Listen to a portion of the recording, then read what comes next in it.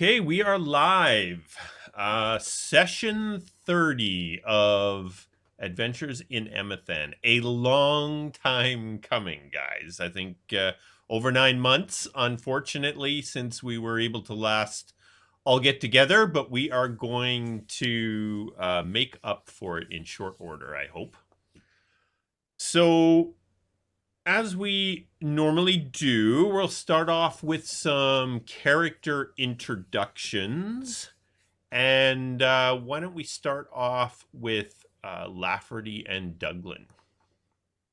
All right. No rhyming this time, I promise. I'm Egan, and I play two characters. I have Lafferty Jones.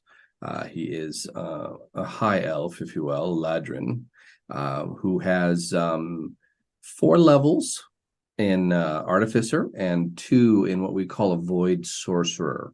It is a special sorcerer that we created.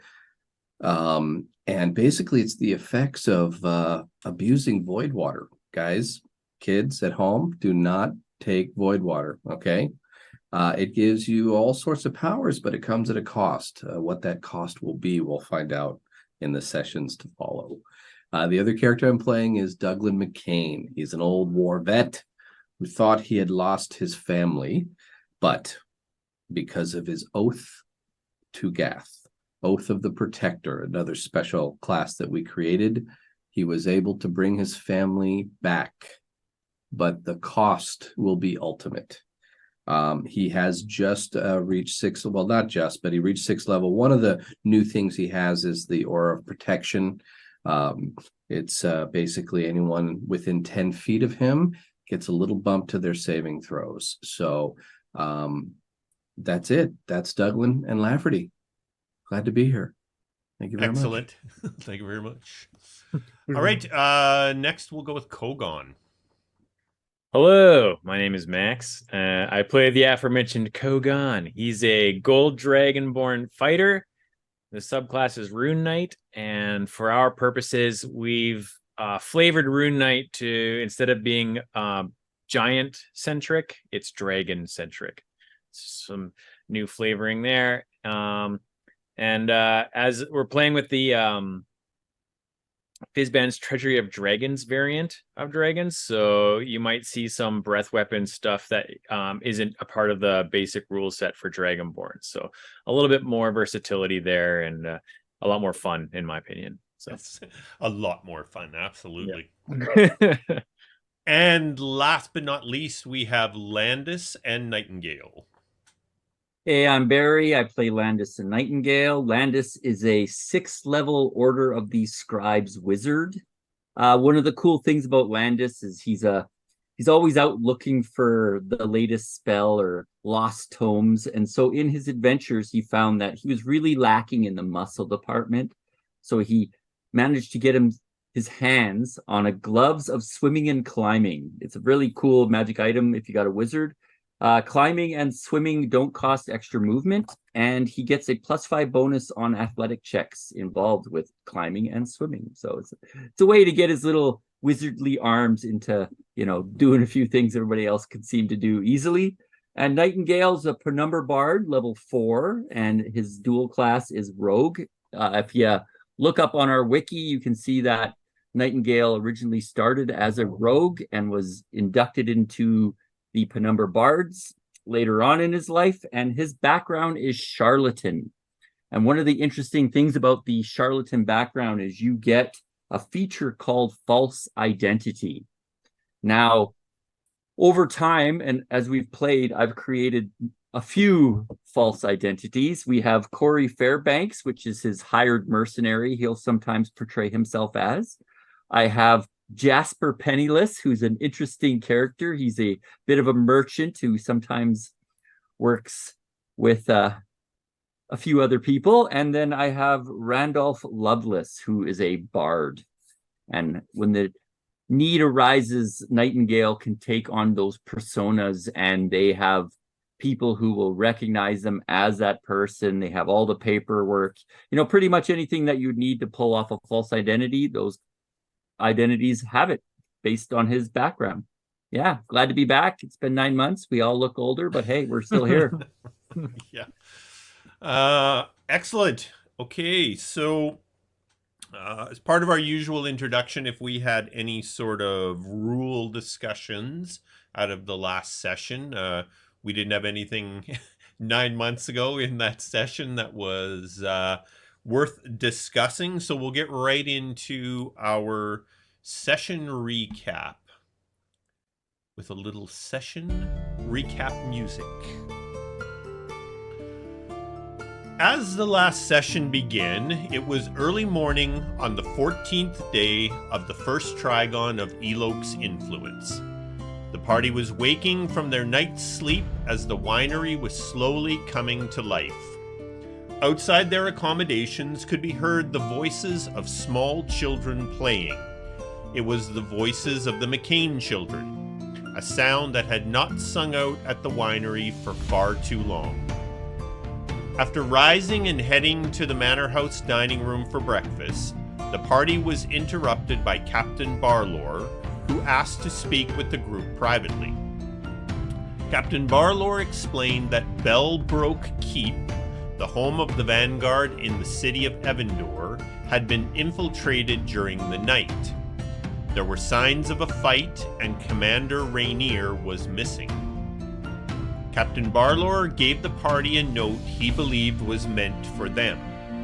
The note read, "Friends and family of Tionchar Winery, I will keep this message brief and to the point.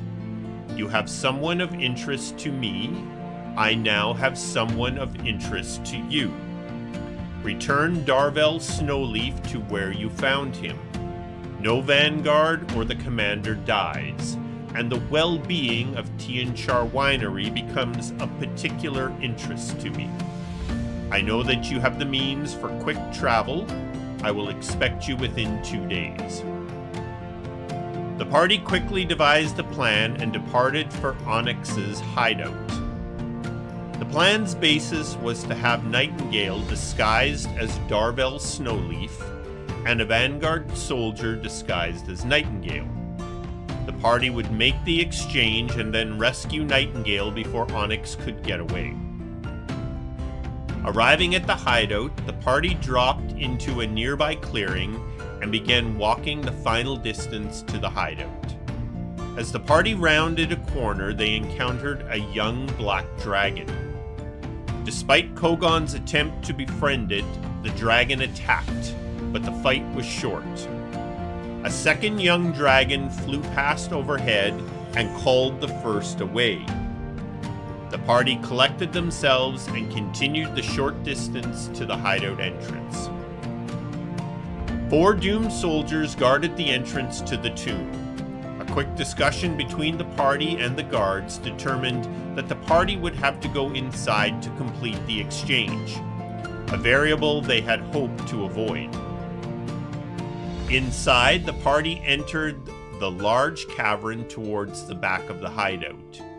There stood Onyx and Commander Rainier, but things were not as expected. The commander was dressed in black ornate suit of plate mail armor, the armor of the Dooms. As it was clear the exchange would not happen, the party attacked. Onyx and Commander Rainier fought well, but the party was able to kill the commander and inflict several strong blows against Onyx. Onyx removed his mask, showing to all that he was a dark elf. Then teleported away after warning the party his face would be the last they see. The hideout began to shudder and collapse around the party. It was an apparent attempt by Onyx to kill them once and for all. Thankfully, the collapse was not as extensive as it could have been, and the party was able to escape the hideout. Returning to Tionchar Winery, the party confronted Captain Barlor, Lieutenant Rycroft, and Lieutenant Arden about being Dooms. Using Douglan's Zone of Truth ability, the party confirmed that Barlor, Rycroft, and Arden were not Dooms and were loyal to the Vanguard. As the session wrapped up, the decision was made for Captain Barlor and the party to visit Dragana Skyshield, the High Commander of the Vanguard, to begin a determination as to the amount of infiltration of the Dooms into the Vanguard. It was agreed by all that if the upper ranks of the Vanguard were indeed compromised, the Vanguard were lost. As today's session begins, it is late afternoon on the 16th of the first Trigon of Elok's influence. The skyship has just departed Tionchar Winery on its way to the City of Alagon to meet with Dragana Skyshield. The party is determined to understand if the Dooms have infiltrated the Vanguard. If they have, all may be lost in the fight against them. All right. Excellent recap, Colin. Any clarifications, questions? Oh, so many. So many questions. No, I'm pretty good. What's my motivation? Do we know where Dragana Skyshield will be? Like we're aware of the Vanguard. Captain in- Barlor knows where the Vanguard keep is in the And city. he's of traveling Alagon. with us. He's traveling with you guys. Yes.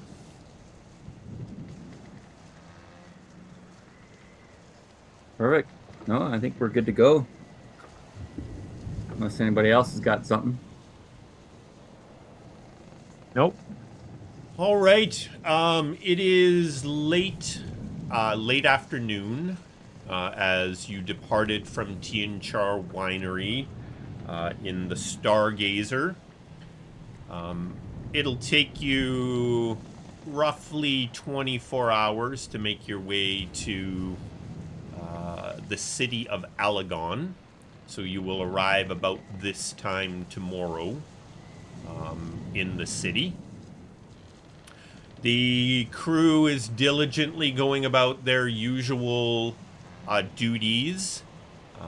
Captain Murfitz is fussing about, and he invites the party to join him in his little pub, Foggy Dreams, as he refers to it, to have a quick discussion about your time in Alagon. We enter the pub of the ship. As Nightingale looks longingly every time he enters at the captain's bottle of alm wine displayed on the wall. After everyone's in and seated and drinks are poured and such, Captain Murfitz goes, "Now, I just wanted to have a quick discussion with everyone to understand we're going to have a little time when we are in Alagon. I do have some friends there that I do believe will allow us to dock the ship, which will make accessing the ship very easy while we are there. But I was hoping that you all might be agreeable to me giving some of the crew a little shore leave while we are there. Would that be agreeable to everyone?" Yeah, I have no objection. It is your ship, after all. It is, but we are a team here, and decisions must be made as a group and all. That was the direction we were given from Obadiah. Fair Give enough. the crew some time off. Yes, then. Now, is there anything in particular that you will be doing that will require any of the crew's involvement, or can I just start the leave immediately? I don't think we'll need them. No, I think you're okay to let them start.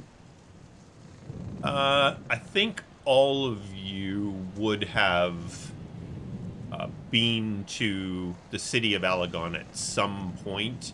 Definitely Kogaan was there. Definitely Nightingale was there. Landis was there. I don't see any reason during Douglan's military career that at some point he wouldn't have been there. The only one that may not have been in the City of Alagon in the past might be Lafferty. Yeah. But for the most part, Douglan was never a Vanguard himself, though. no, right? He was made an honorary captain Right. of the Vanguard, but he Right. was just a part of the Kingdom of Kingsguard. Evandor's military Gotcha. during his career. Douglan would like to go over to Kogaan once everything's sort of settled. And so, Kogaan, how was your first experience with a dragon? Well, it was not quite what I was hoping for, of course, but you know, it was. I don't wish to be too blunt about it, but evil, I suppose, and it is still better to survive than to be blind in one's regard for these creatures. Yes, and there's all types, eh? Of course. Kind of like us. But still, the power and the immense strength. And that was just a young one. Yeah, Yeah, I'm not looking almost forward turned to us into a liquid pudding. Yes. It's quite admirable. They are incredible, but yeah, I'm glad we got out of there with our skin alive. Indeed. Is the captain still around? Yep, you're all still sitting in the Foggy Dreams pub. Kogaan is just curious if it's going to be a direct flight or if there's going to be a stopover far away. This is planned for a direct flight Okay. to the City of Alagon. Sounds great. There was another flight that was less expensive with a layover, but we Layover. decided to. It had a Go layover with in the more whale expensive spell, one. but Yeah. Yeah, On- this isn't. I mean, it is basically like a 24-hour shot over, right? So Yep. Yep. it's interesting. the You're capacity of it. traveling almost all the ways back to where Onyx Hideout was. Right. The city of Alagon is on the west shore of the Harbor of Dreams, and Mhm. Onyx Hideout was on the east shore, just inland a bit. So, traveling most of the ways back. Lots of you're logging lots of air miles Mhm. lately. Yeah, you'll be able to Nightingale's going upgrade to to first class soon. Nightingale's going to remind Captain, well, just inform him that the crew should be weary because they are known to fly with us now. So we sometimes draw attention that is not always 100% pleasant. You know, That is something I had not considered. I'll make sure that everyone keeps that in mind. We do just have a couple of haunts near where the ship will be docked that the crew members will be looking to blow off some steam, and yes, we will keep that in mind. That is a good thought. I would just suggest Oh. no one walks alone. Also, Buddy Nightingale- system for the event, yes. also, you haven't taken on any new crew recently, have you? Oh no, we have been together for a long time. Let's keep it that way. Agreed. Well, let's get this ship on the winds. If you want it on the road, it'll take a little longer, but the stargates are just sailing down the roads of Low flybys over everything. They go, buzz the tower. All right. So after a little chat discussion, I assume we all make our way off to our beds for the night. Definitely. Sure thing. Makes sense. If it's that time. It's that time. Okay, so everyone, the ship, all the rooms got put back together. Kogan's nest is rebuilt, and everyone makes their way to bed, drifts off to sleep. While you are sleeping, all 5 of you begin to have the dream. Lafferty's been slipping void water in all our drinks. He has been. He's Been serving the while everybody tea. wasn't looking. He was just Yeah. just a drop. Social experiment. All right. So the 5 of you find yourself squinting against a bright white light that is shining towards you. As the light fades, you slowly become aware that you are standing in front of an enormous rift about 100 feet or more high. The midday sun blazes above you, and the air is hot around you. You are drenched in sweat.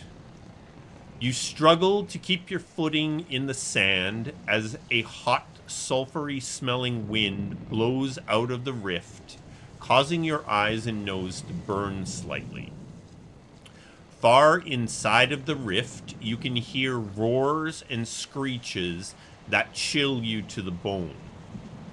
Around you stand heavily armed warriors, all with their eyes fixed on the rift, and all ready to do battle. The grim look on their faces barely hide their fear. You are aware that your friends are near, but you're not sure where. A beast roars from inside the rift, and it shakes the very ground around you as demonic-looking beasts burst forth from the rift. The beasts immediately attack anyone around you. Roll for initiative. Yeah. Great. Mwaha. Really? Really? Whoa, we're having a dream fight? Love it. Mwah. Ah. Woo. Kogaan is ready to go. His dream fight. He dream fights every night. Yeah. Okay. So just gonna make one little adjustment here.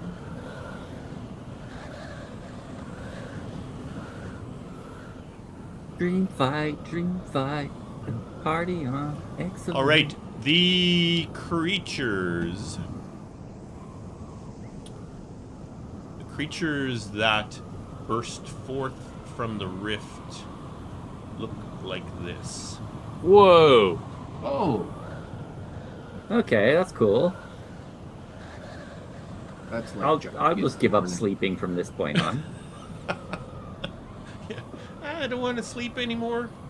Oh, they got little arms too. Yeah, they have the big set of arms and then a second small set of arms inside of the first. Lafferty, I want a pair. Nice horns though. I have to respect it. Yeah. How tall?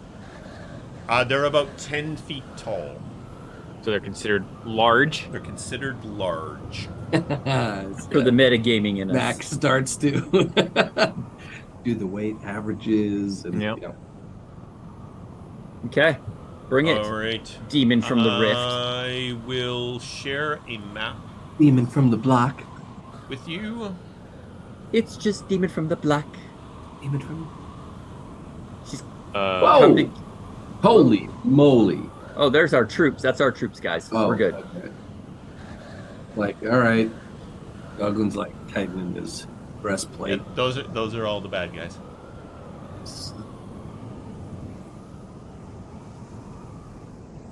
Oh, look at the rift too. Oh, that's so cool. Oh, that's the. Oh yeah, cool. Neato. Are we on there yet? Nope, what I'm going to do is I'm going to kind of drag you to the area where you guys are. And you can, so you're just about, 20-25 feet from the opening in the rift. You can position yourselves in a line sort of facing the rift as you see you want to be. So you can go ahead and do that. Of course, Douglan, damn you, you'd move closer to it. Of course, come on, man. He knows his first job is to get hit and fall down. That's his job.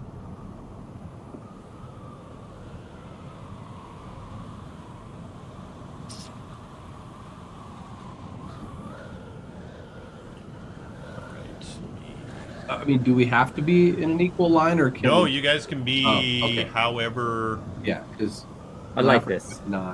Would not be front lining it. No way.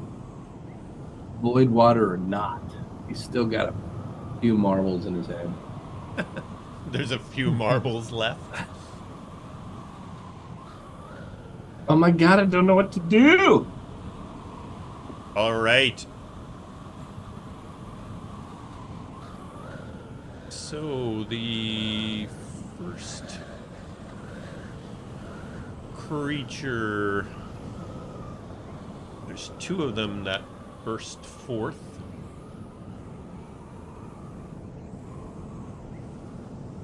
One is running towards that line of soldiers to your left. Mm-hmm. And the second is running straight at you guys.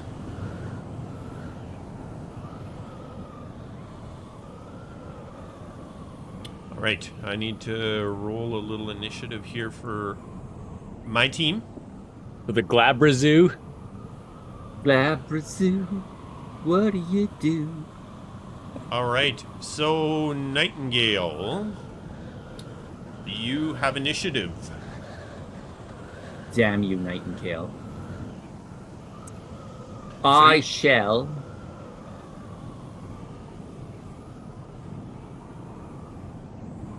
I will shoot at this bugger with my longbow. Pulls out his bow and draws an arrow and... Kogaan! Douglan! Good luck, my friends!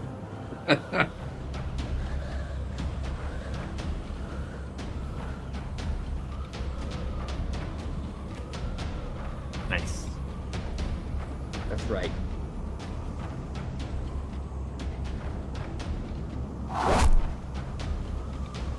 All right, I think I just pissed it off. And then I will move back here. Fall back a little by Landis. Alrighty. That takes us to Kogaan. All right, Kogaan shouts out to his friends, "Are we still dreaming? What's happening?" And then he'll step forward, looks at this guy, says, "You're not so big," and invokes his dragon's might. You see his form enlarging. How do you adjust the token again? Control and then... Control and then the scroll wheel. Yeah. If you got one. Oh yeah, just go super big. Oh, sorry, just that was a little do too the big. whole screen, dude. Just do it. You're a Tarrasque. Just use the whole screen. Got to center him there. Try to center him. There we go. All right. Douglan's like, Yeah. Whoa! What just happened? hey, And I'll take a mighty swing with shield out, flail out. Goes to crunch this beast, this demonic creature across his head. Alrighty. Drop a die on him. That hits. Just misses. Alright.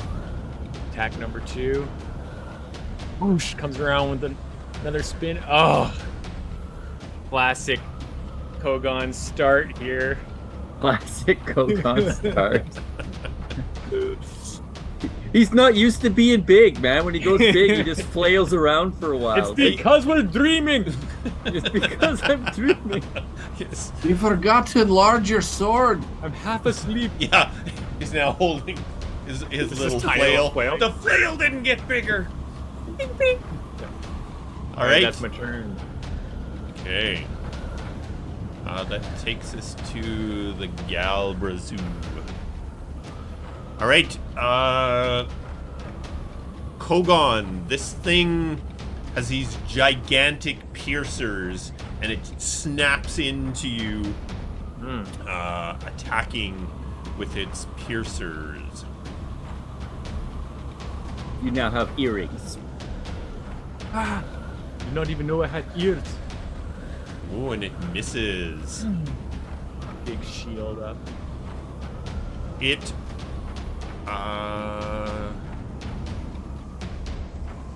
just gotta confirm one thing here. So this creature makes 4 attacks. Damn, 2 big arms, 2 little bitty. Its second piercer attack on you.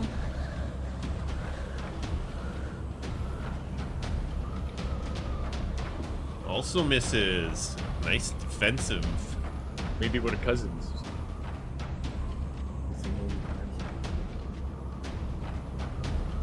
It then, Douglan, casts a spell against you. Me? Oh, sorry, not Douglan. Sorry. You can't Kogaan see still. me. Yeah. All I can pretty much see is Kogaan, who's grown Yeah. up in front of it. It is going to cast Power Word Stun against you. Oh dear lord. That's a saving throw. You speak a word of power that can overwhelm the mind of one creature you can see within range, leaving it dumbfounded. If the target has 150 hit points or fewer, it is stunned. Otherwise, the spell has no effect. The stunned target must make a Constitution saving throw at the end of each of its turns. And on a successful save, the stun effect ends. Cool. Right, so I will drag the save. Do you have 150? Well, hit points? I'm automatically stunned then, to start with, I think, right? And then Oh, I save afterwards. You don't have 150 hit points? Not yet. Why not? Yeah, so you're automatically stunned, and you can make the save at the end of each Of of my your turn. turns. Yeah. Yeah. And I will throw the stunned effect on you.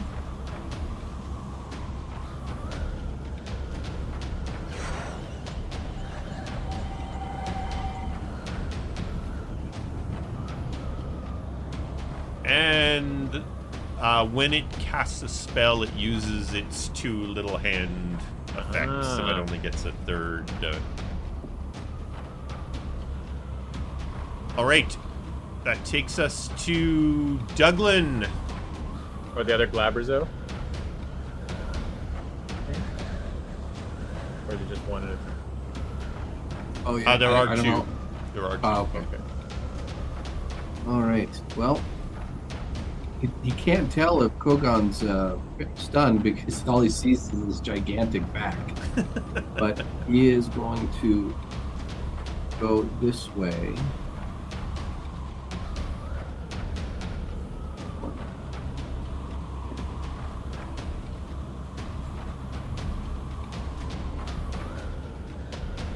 And as a bonus action, he starts to twirl his halberd. It starts slow a little bit, but then you just see a distinct pattern. It almost kind of creates this barrier in front of him. And he's going to go into his great weapon defense stance. And that's going to bump up his AC, but he's going to take a -2 penalty. So, in here.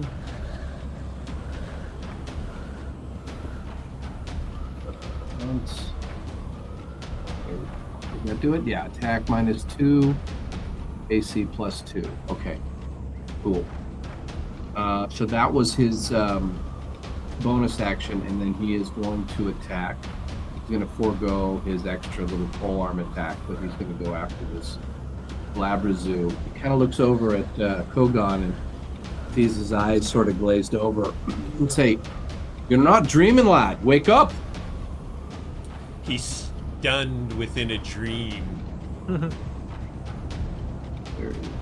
A dream within a dream. Dream within a dream. Princess Bride fans, anyone? Yeah. The miss. And the second attack on the Labrazoo. That hits. All right.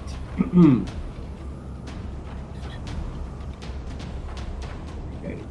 He is going to add a little stink on this. Nice.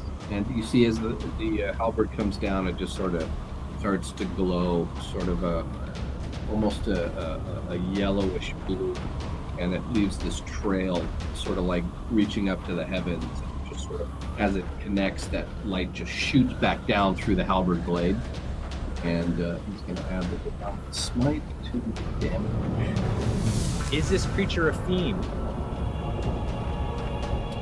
I don't know. It is a fiend. Smite would do a little extra damage on top of it.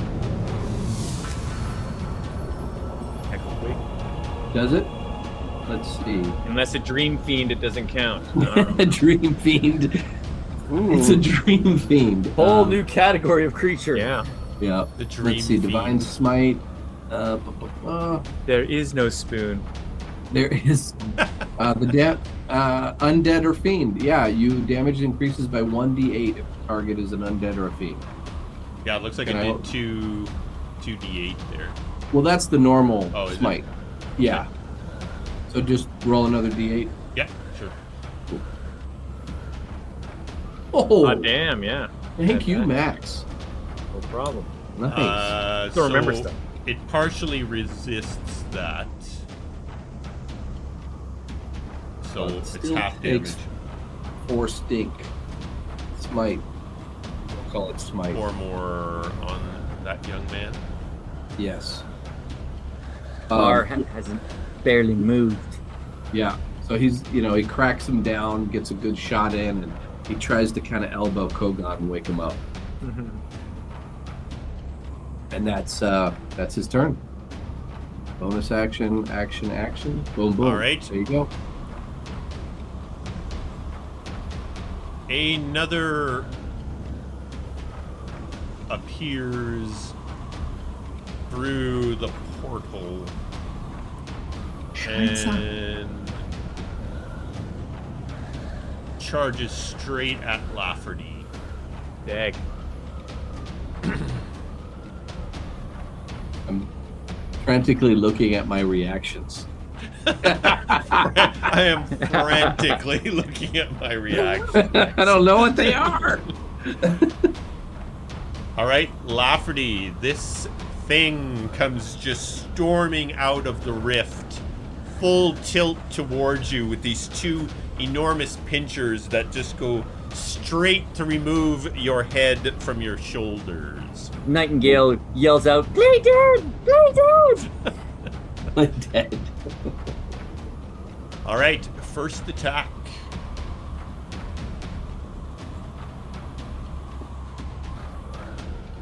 Oh, almost. Ooh, that looked really 20-ish for a second. Yeah, that was a close Sure one. did. Duck, dodge, And second attack with the pinchers is a hit. dodge. I'm gonna guess 4d6. 37d6. Yeah. Nice. Not 2d10. Oof. All right, and when you are hit by the pincers, if the target is a medium or smaller creature, it is grappled. Ooh. Your escape is a DC 15. There's no dinner, just straight to grappling. Yep. Can Straight- someone help? Is it similar grapple rules where someone can help pull them out of the grapple, like use their Yes, action? it's a Okay. grappled just like any other. So I will Okay. put the effect on. You are now grappled. It is now, while it's got you in that one pincer, the two little hands in the middle are like, yeah!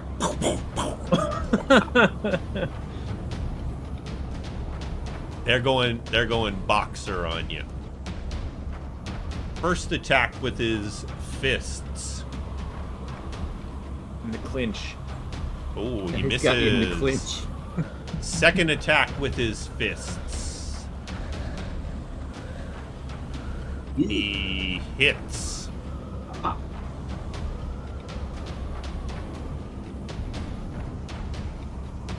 For an additional 6 points of damage against you. Yeah. This thing is really big, Lafferty. 10 feet tall, standing in front of you. Holding you in one pincher and beating you with its fists. If he slowly turns me around, then I'll really start to worry. Okay. Landis. We're already going though. Would Landis have recognized the spell that the Galbrazu cast on Kogaan?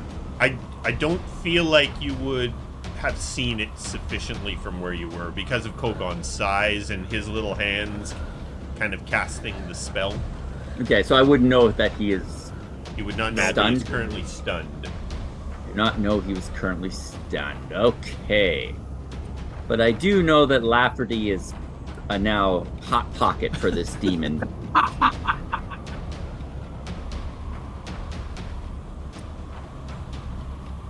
I shall.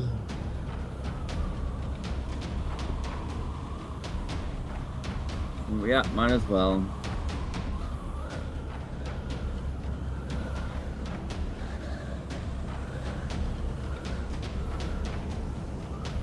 I am going to cast Hypnotic Pattern. Creates a twisting pattern of colors, weaves and streaks through the air in a 30-foot cube within range. Range is 120 feet. I can pretty much hit anybody. The pattern appears to move and vanish. Each creature in the area must make a wisdom saving throw. On a failed save, they become charmed for the duration. While charmed by this spell, the creature is incapacitated and has a 0 speed. Spell ends if the creature takes any damage or if someone else uses an action to shake the creature out of its stupor. So we got a 30-foot cube. I believe that is this, not that one. Well, let me see. Where can I find that? Oh, nope.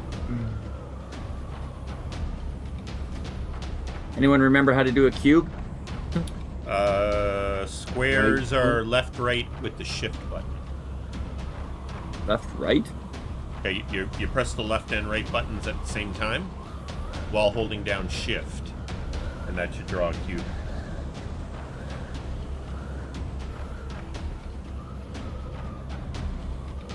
Oh, that's 35, sorry. Come on, Barry. Pull yourself together, man. Sorry, Kogaan. Hopefully Douglan can get you out of this stupor. He's already in a stupor. I guess technically I wouldn't. You're Yeah. already stunned. I'm stunned, then I I don't wouldn't think you'd even aware notice. of the Yeah. effect that's happening, right? So No, I wouldn't. that seems I fair wouldn't to get me. it. Yeah. So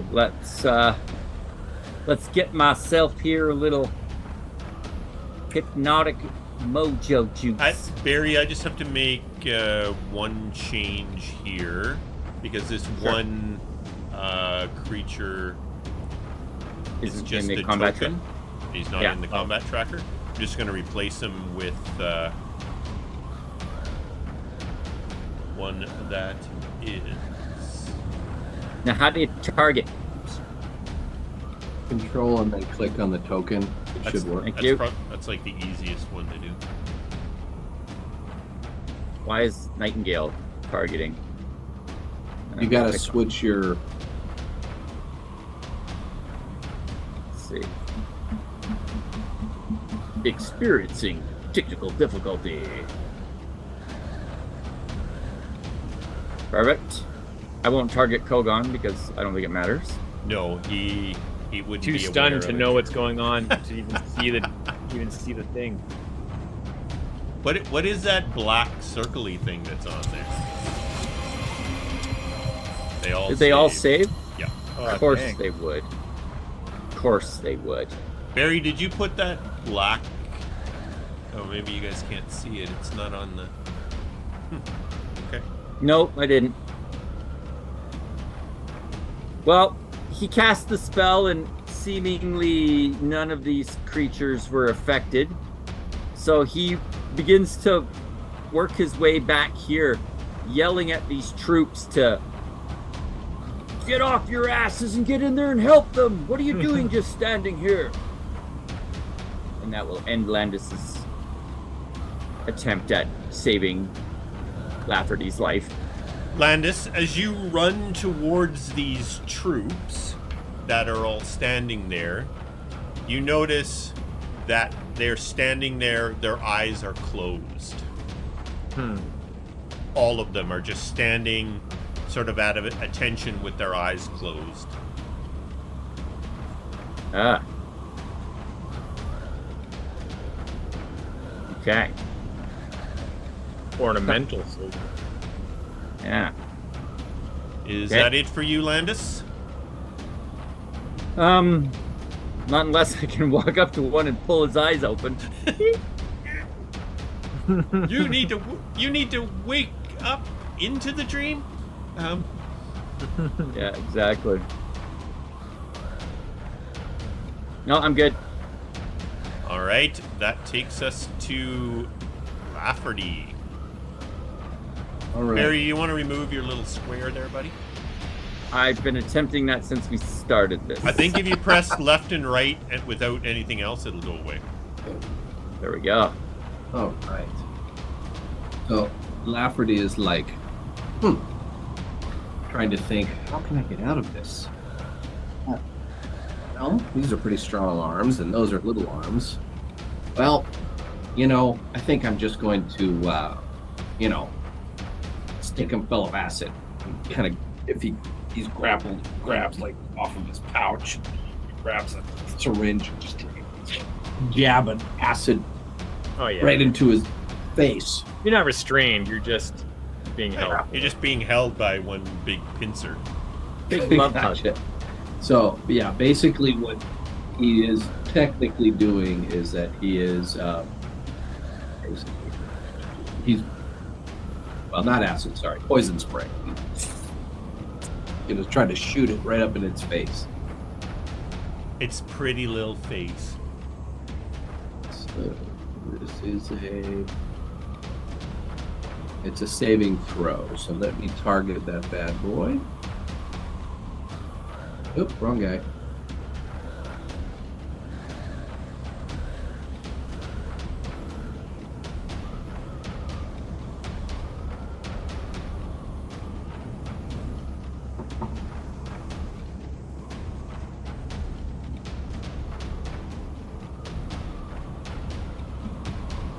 That was wrong. My bad. Shocking Shocking grasp. Just drop the saving throw on top of the guy. Yeah, I grabbed the wrong guy.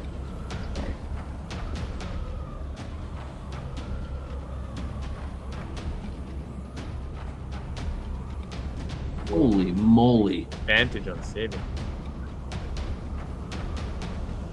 It succeeded. It sure did.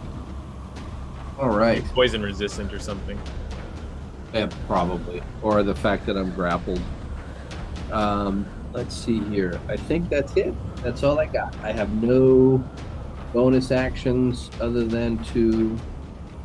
No, he's going to do it. He's going to basically, like, seeing that had absolutely no effect, he's sort of like, he has, like, in his wrist, like a little needle that he injects into his blood, and he starts to shimmy a little bit, and he's going to activate his displacement of the void, which is basically a displacer cloak.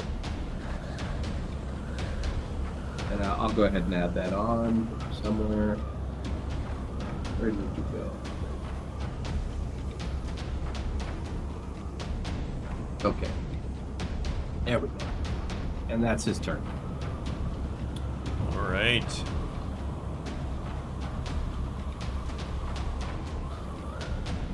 The next Galbrazu is going to start making a run for the others.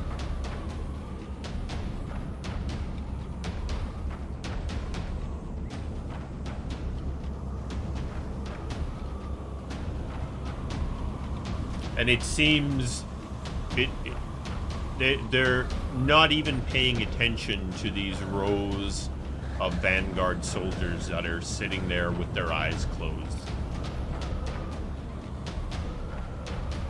Well, as it's passing by, it'll take a few snaps at Lafferty, since he just happens to be there waiting for they're it. gonna pull you apart, Lafferty. Piece by piece. All right, first pincer attack.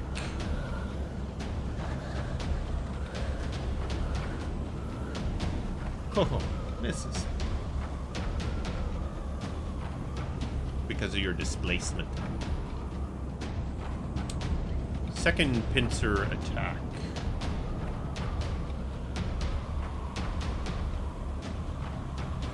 Wait, shouldn't that be disadvantage as well? I think it only works on the first attack. Oh. I thought it worked until you got hit or something. You want to maybe take a look at that? Sure, not a problem. Anything that might save you from being pincered apart. Actually, I'm looking at your sheet. It looks like it disappeared after it worked the first time. Is that the way it? Let's see here. I'm effect going to disappeared. All right. Well, you work now. Keep in mind, it's not the cloak of displacement. But that's what we used as a model. Yeah. I thought it was going to last for a minute, but Did you invent this effect? Yeah. yeah, more or less. You just got to add the 1 minute to the Got it. in the thing, and then it'll last. Yeah, in a place in your actual, causing any creatures to have disadvantage on attack rolls against you. If you take damage, then the property ceases. But it comes back the next round. Yeah. So, yeah, I gotta just put it back on there. Okay, if you put it back on there, I'll roll that attack again. And then I'll work Being on... the gracious DM in that. Thank you. And then I'll work on that 1 minute thing. Okay. I think you just put it in the second box attack. on the right there. Nice. This time he misses.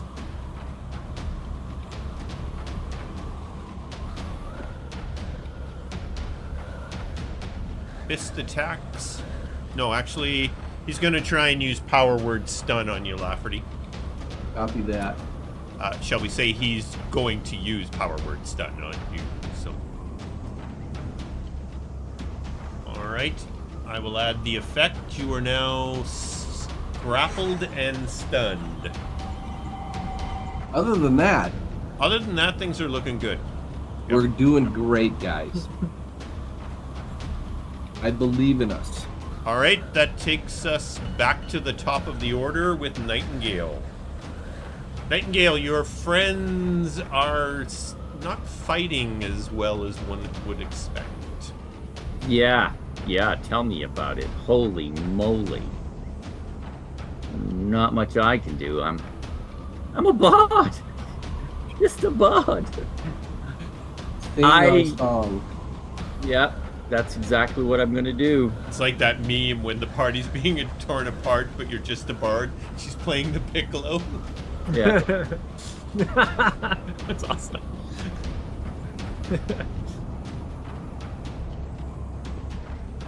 In sheer panic of what's going on, he drops his bow and he pulls out this little vial of liquid and he flicks it towards Lafferty, Kogaan, and Douglan, giving them all bless. Damn. As he calls to the gods to protect his friends in this moment of peril. Help us cast these demons back through the rift from which they came. But he says it a little more, well... little more majestic. Yeah. I raise my hand and shake it with power. Thou giveth my friend the power to Stop being slapped around, will you?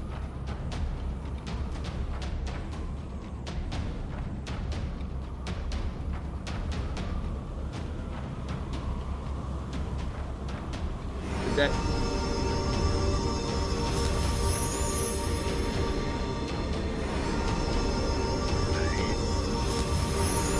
Yep, looks like you got everybody.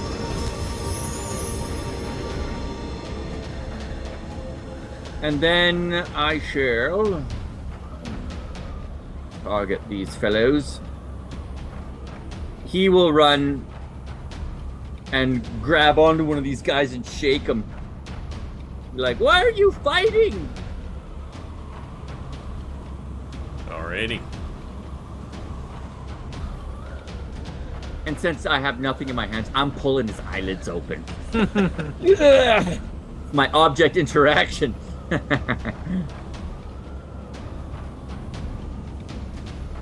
As you pull his eyelids open, there's just white, as if his eyes are rolled back in his head. Oh, that's great. He'll yell out to Landis, I don't think they're going to help us. Are they made of cardboard? Yeah, you realize, oh, they're only two-dimensional. No, that's all I got. All right, that takes us to Kogaan. All right, drop that stun save on me. Good thing you get an extra D4. Yeah, I think it should automatically. Now, Blessed is... 1d4. No, I'm It's just on looking there. up. Is it on there? Yep. Yep. Okay, perfect. I need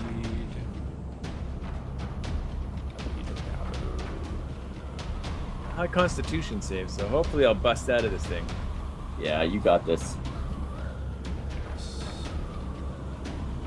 And we're saved on Kogaan.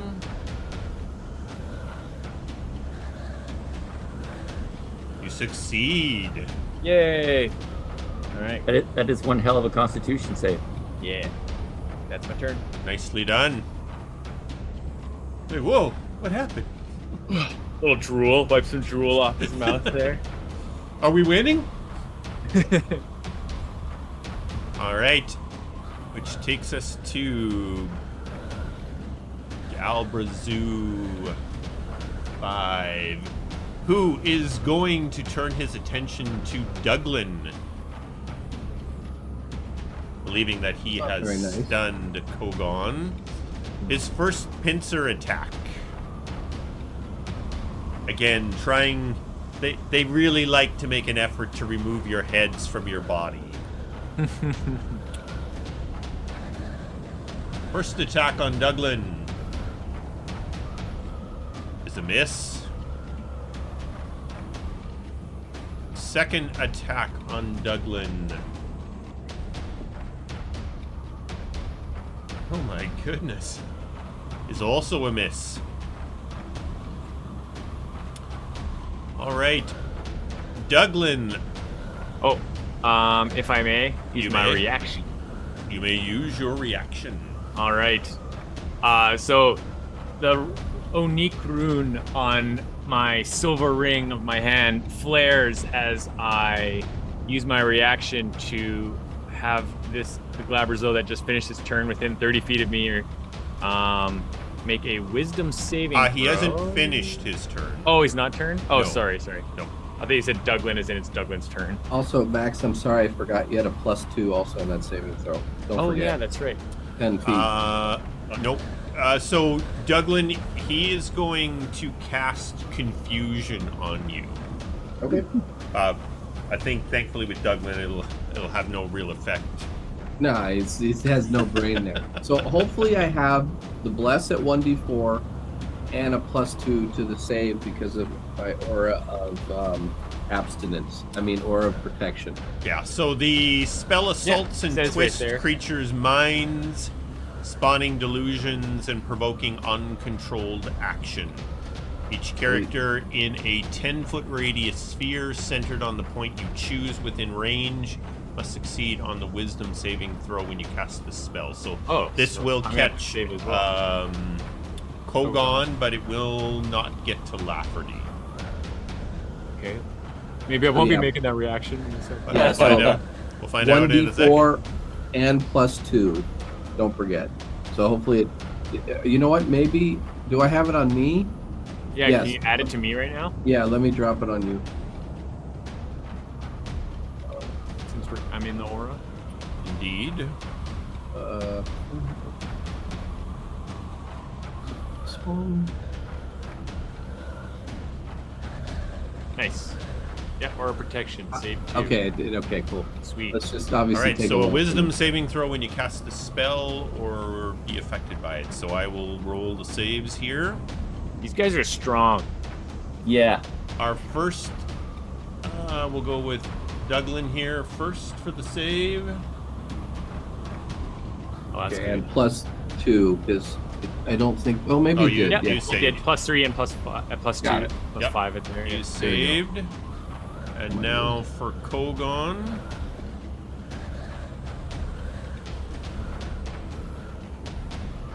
All these ones on the deep. Ah. Kogaan fails. Oh gone. Your eyes went from sort of like glassed over now to sort of like fully dilated. Yeah, hopefully I don't roll like attack my ally on the Yeah. confusion thing, right? Yeah. All right, so we need to. I'm gonna put confusion on you, and then I need to remove stunned because you did. Yeah. Let me just get rid of stunned. There we go. But you now have confusion. It's been a rough battle so far. Went from stunned to confused. Hey, at least I got to get a bonus action in. That worked. You always start off slow. Well, All right, that takes us to Douglan. All right. Would I know? I probably wouldn't know that what just happened. I know that I shook something off, but I wouldn't know that he didn't. Right? Correct. Okay. Because you're literally yeah. talking, seconds have gone. Got it. Okay. Then Well, I'm yeah. I mean, I don't know what No, I don't know what confused looks like if it's immediately. right. I mean, how would you know that anyone's ever affected by a spell then in the game, and therefore know to use dispel magic or Yeah. any Yeah, other that's curative sort of move? You know what I Well, mean? so yeah, I don't mind Combat. making a roll because basically, here was my thought. Like, I don't know if I've seen it, but if I see, like I've seen that 1,000-yard stare of soldiers who are just, So where I was going with this is that if I notice, I would be totally cool rolling with it, I'm gonna try to get away, and see what if I see that this guy, that Kogaan is a little bit off here, and something may be right. I'm also gonna try to flank if I can. I would say that's fair. You can tell, because you would have seen Kogaan was struck by the spell. Mhm. You could make the assumption that he doesn't, or you could see something doesn't look right with him. Got it. So yeah, he's gonna roll off here and also get away. You could also put it that he doesn't want to be caught in the same ray. I mean, this is more tactical if we want to go that route. You're running But he's into the gonna- rift. Was he right up against it? I'm not sure if this Yeah, is to scale. basically the block right behind him is the rift. Fair enough. Then What's I'll on the other go- side, Douglan? Yeah, he's just diving in. He's Oh. gonna dive. No. Sorry, he'll- I shut that down. Then he'll go right there. Do I feel any pull from the rift? No, none. What's it smell like? Sulfur and heat. Ben Gay. It smells like Bengay. You see a small dish of Werther's Originals just inside. Yeah. Oh my god. All right. Now he's gonna hopefully start laying some hurt. But before he starts, basically as he slides around, you see him kind of grab his ammo again while his halberd is swinging, and he holds on to it, and he just sort of like rubs it, ass gaffs, and he points right at this Galbazoo or whatever the hell it is, and he is, he says, "You have come from the asshole here. You shall die here." And he casts Vow of Enmity on this. So basically, I have advantage on all my attacks. So that is a bonus action. And now he's going to attack with his halberd. Hopefully it does the advantage. It did not. Oh, that's because I rolled the stupid... My God, guys, I am so sorry. I don't even know what I'm doing anymore. I don't even know what that did. We're all in that boat, so it's yeah. What did I do? Looks like Anyway. Well, you had a concentration saving throw, which succeeded. But no, that shouldn't have. I don't know what it was doing. Oh no, so. it had a concentration saving throw. You attacked it with your halberd. Okay, did it? I just did the damage. Can you take the 11 off or whatever he took? I got a hit. I think you applied the wrong Vow of Enmity. No, the enmity's okay. I for some reason dropped the damage without rolling the attack first. Well, roll the attack and then we'll. Let's see if it does the advantage. No, it didn't do the advantage. Maybe I need to drop it on myself. I think we've always had this issue. You hit anyway. Yes. Yeah, I know. If I crit though, that would be kind of cool. Let me roll one more time just to see if I crit.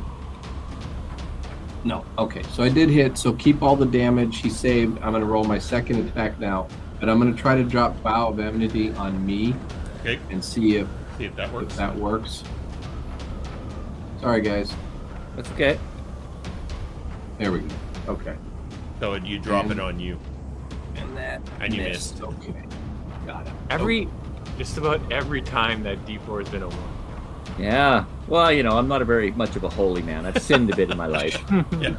Like, okay, you can bless these guys, but but not a lot of blessing. Yeah. All right. That is my turn. That is Douglan. All right. It's a tiny blessing. Our next Galbrazoo is going to continue. Since it already has, I'm going to assume it can't attack with that pincer that is grappled Full you. of Lafferty. Unless it just squeezes. Yeah. All right. Don't give him any ideas. Attack. Yeah, don't give him any ideas. And he's stunned, though.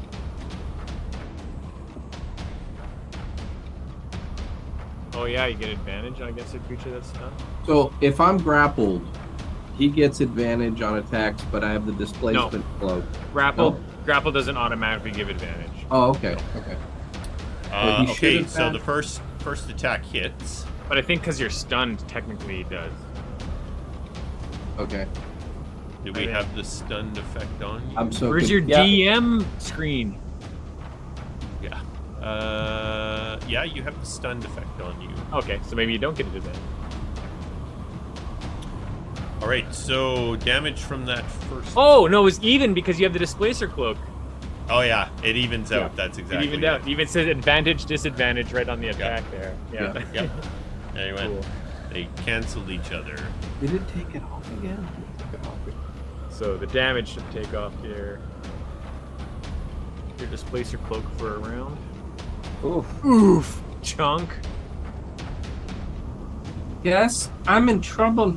If you die in the dream world, do you die in real life too? This is true. It's just like the Matrix. All right. It is now going to fly some fisticuffs at you, Lafferty. Feeling that it softened you up, now it just wants to take you out. And he's out. Well, we'll see what's better damage. 2d4 plus whatever. Oh, he's down. Don't worry. Oh yeah. And he goes limp. And as your body goes limp in its pincer, it just lets you go. Not even bothering. It'll come back to eat you later. Exactly. He's got all the time in the world. And we have another Galvazoo Okay. that appears. Can we wake up now? Can I wake up twice, please? And it moves in and attacks Kogaan.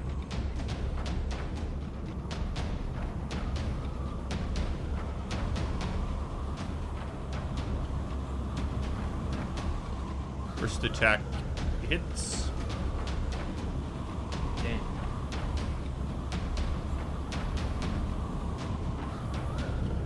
Damn.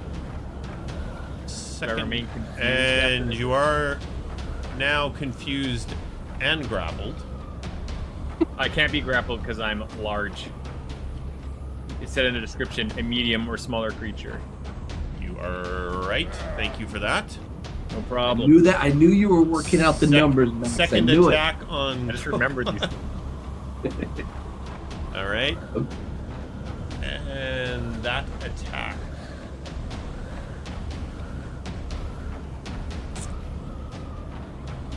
And some flying fists. He's just going all out on Yeah. Kogaan here. First one misses. It's a ping off the armor. Oh, cool. Oh, Oh, He gets 2 little fist attacks? Dang. Yeah, he gets 4 attacks total, or 2 pincers and a spell. The good news is a negate crit damage. that is good My news. Adamantine armor. that is very good news. So, Yeah. partially resisted. Partially resisted.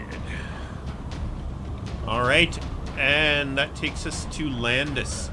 Landis, these creatures keep appearing from the rift, tearing your friends apart while you try and get the eyeballs open of these. Is this rift similar to the gates we've been to? Or does it look different? Like there's no pillars that activate this? It's It just looks completely different. This thing literally looks like some weird tear in the space in front of you, and you're looking into some other ungodly world. Ugh. Well. Mm.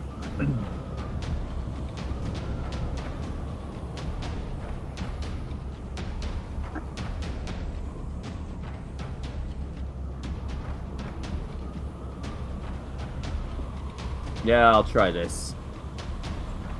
Using my... What's it called here?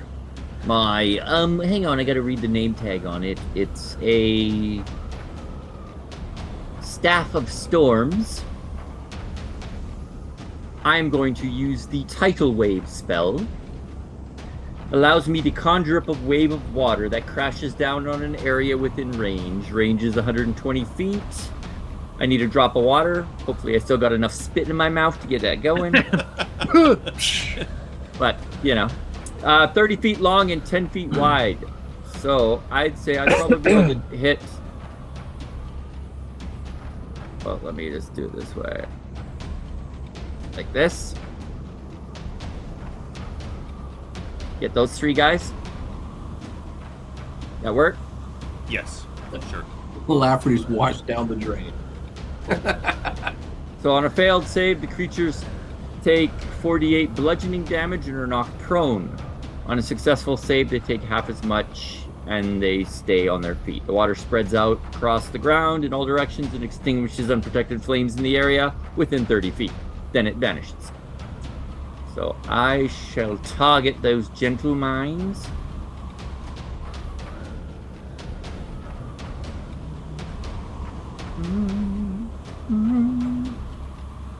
And then hit him with the old...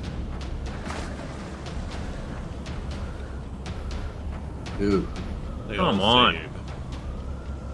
I mean, those are all good rolls, too. I throw the staff down. Stupid piece of junk. This is not what the salesman told me. So they all take half damage, but still some. Indeed. And then I shall. Half and half again. Dang. Yeah, they all. They're all dream resistant. Am I able to deduce, based on the things I've seen so far and my superior intellectual ability, that we're in a dream, or if this is a summoning spell that got us here, or if this is a phantom illusion of some sort, based on the warriors not moving?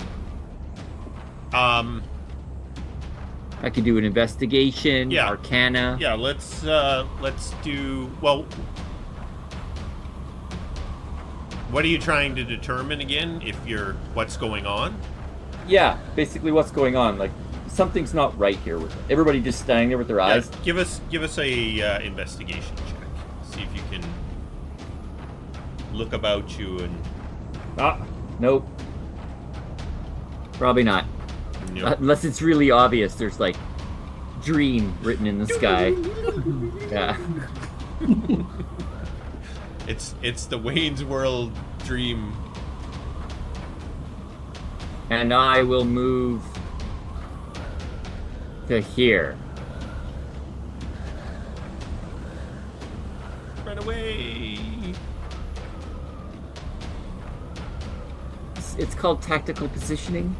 He ran. Running No away. way. He ran. I did not. And that's it for Landis. Unless I'll yell out, "We're all dreaming! Wake up!" Right. That takes us to... Well, Lafferty is unconscious and prone. Let's see what his Death save. death save is. Good. Failure for Okay. death save. See, there was a 4 there. Yeah, when it counts. Ooh, yeah. When it counts, it comes Yeah. in. I failed not as much. All right, our next Galbrazu. These Keep Gal thinking he's Gadots are saying fish. gal. The next gal up. Gal Gadot. It's Is racing towards Nightingale. And Nightingale, he is going to cast... It's going to cast Power Word Stun on you. Do you have 150 hit points?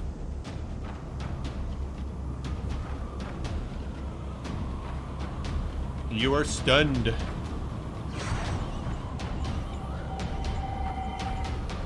Okay.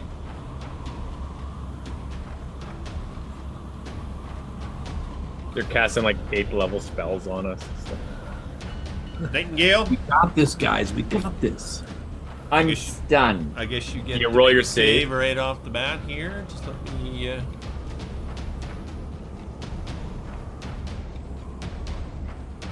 Unfortunately, you're not 10 feet from me. Nor am I blessed, but I Oh, natural yeah. 20. Ugh. Nicely done. There you go.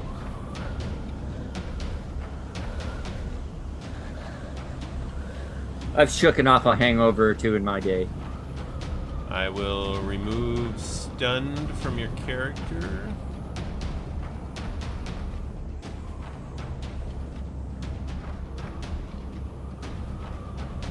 Okay, Kogaan, no holding back anymore, okay? Well, now you want me to hold back because I'm confused. So Oh, that's right. Maybe you'll save. I did get out of the way, so hopefully. yeah, if it's like attack the creature closest to you, then that works out really well. It's like take your picture, take your choice. Or you just sit down and start crying. So You do don't I know. roll the d10 or is it coded into the system? I'm gonna guess it's coded into the system. We'll find out, I guess. You gonna drop like a thing on there? Is there? I'm just looking here. Well, it's got the save, which I believe you make right off the bat. Oh, really? It stayed before the Let me confusion effect? see. Wisdom saving throw when you cast a spell. Okay. An affected target can't take reactions and must roll a d10 at the start of each of its turns to determine its behavior for that turn.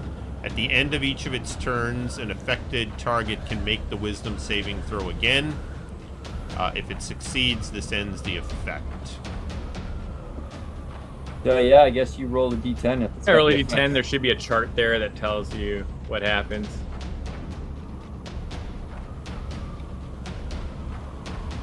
Seven. Oh, that's bad. Move north. Some of them are just like move a direction. Some of them are. It's strange. It doesn't actually have the chart on the spell here, Oh, so well, that's lame. I'll look it up here real quick.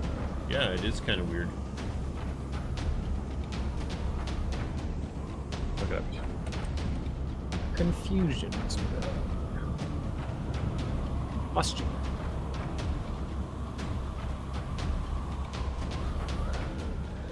Seven. This creature uses its action to make a melee attack against a randomly determined creature within its reach. If there is no creature, it does nothing. So, Yeah. Roll a d6. Barry, can you Yeah. remove your little arrow there, buddy? so we want to say like maybe 1 to 2 is the top creature, 3 to 4 is the left creature, and then 5 to 6 is the bottom left creature. Sure. That sound okay? Yep. All right, so the middle creature. guy. Middle Roll an creature. attack. Galbrazu 8 is gonna take it from Kogaan. Yay! I'm gonna say I'm confused. I do have Giant's Might active. Would that apply? Yeah. I Okay. think so. You're confused, but you're still fighting, right? Yeah, I'm still fighting. Yeah. Yep. Okay. Cool. You're just confused against who you're fighting against. Yeah. Roll low. Nice. Not bad. Partially resist everything. That's great. We've got a good chance against these creatures. We got this guy. And then I make a Wisdom saving throw, right? Correct. Actually, I can make it for you Do here. the drop, sure. +2 because I'm 10 feet. Yeah, Because it's still large on there. size. Oh yeah. nicely Yeah. done. Nicely done. Woo! Now We're they're in no trouble. longer confused. I will No longer remove that confused. from your sheet. Thank you. Maybe now I can get a rune off next time. Good happens. Yeah, now they're in trouble. There might be Yes. 3 of them around you, but they're in trouble. Yeah. All right. Being that they're casting Our power words. Stun, you know. Galbrazu 5 They probably got 100 hit points each. has his attention on Douglan. They're resistant to everything. Yeah. First pincer attack against Douglan.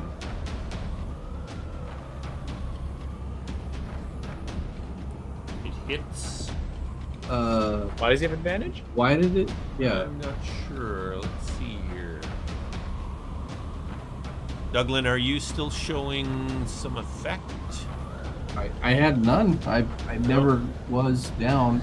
Nothing on there. Oh, because you have the advantage attack on you, maybe? Oh, maybe that's it.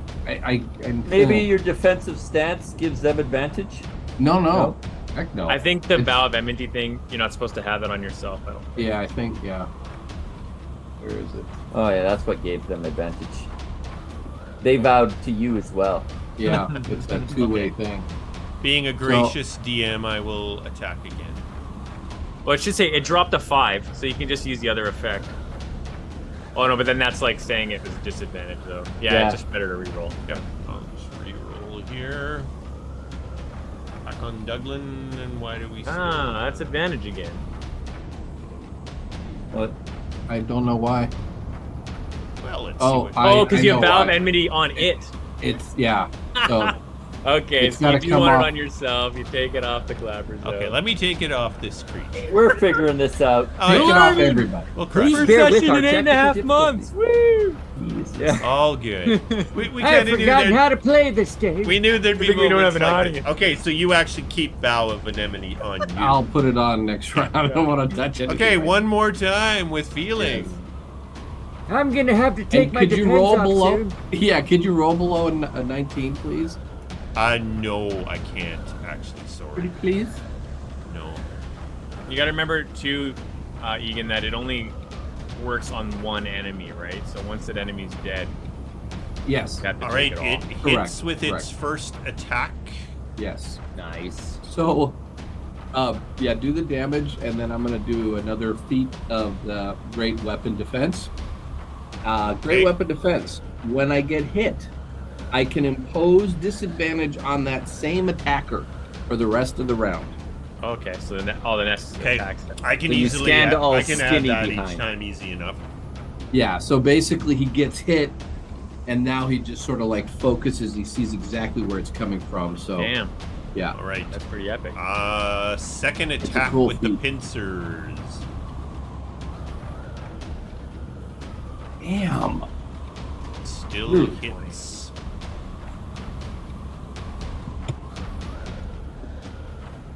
Think we're outmatched.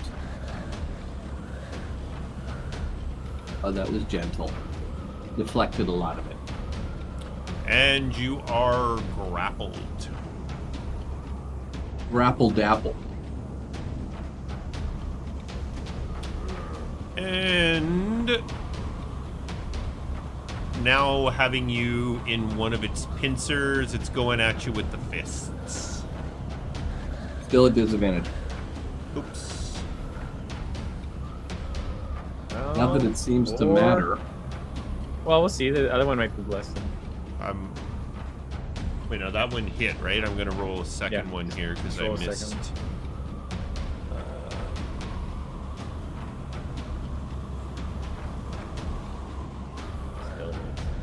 They both hit. Well, no, one hit. Oh, no, they both hit. Wait. And its final fist attack, I will put disadvantage on this Got time. it. You know. Yeah, I was like, wait a sec. Final attack on Douglan here with disadvantage. Oh, aren't you Well, at least lucky? I got the- That was with yeah. disadvantage. Jesus.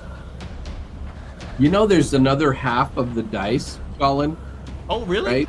Yeah, there's He's one. been rolling Hey. pretty bad for damage. Oh Yeah. man, look at that. Two, one, one. Oh, Douglan's not going down without a I got some Kogaan-itis over here. All right. Speaking of Kogaan-itis, is that the end of that creature's turn? It is the end of that creature's Okay. turn. We're doing something finally. Yeah! Now the rune on his silver ring flares as he invokes this wisdom-based rune to incapacitate the creature. So I'll drop the save on it. Bom, bom, bom.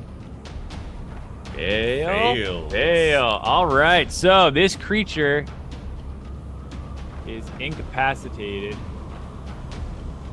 Nicely done. For 1 minute. Can't take reactions or actions. And I think it can still make saves at the end of its turn. Give me a second here, sorry. Dun, dun, dun. Runes.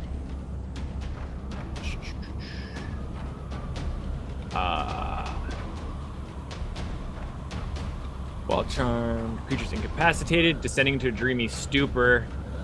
Repeats the saving throw at the end of each of its turns. Okay. Blah, blah, blah. So yeah. So hitting it doesn't knock it out of this. You can just keep pummeling Wailing on it.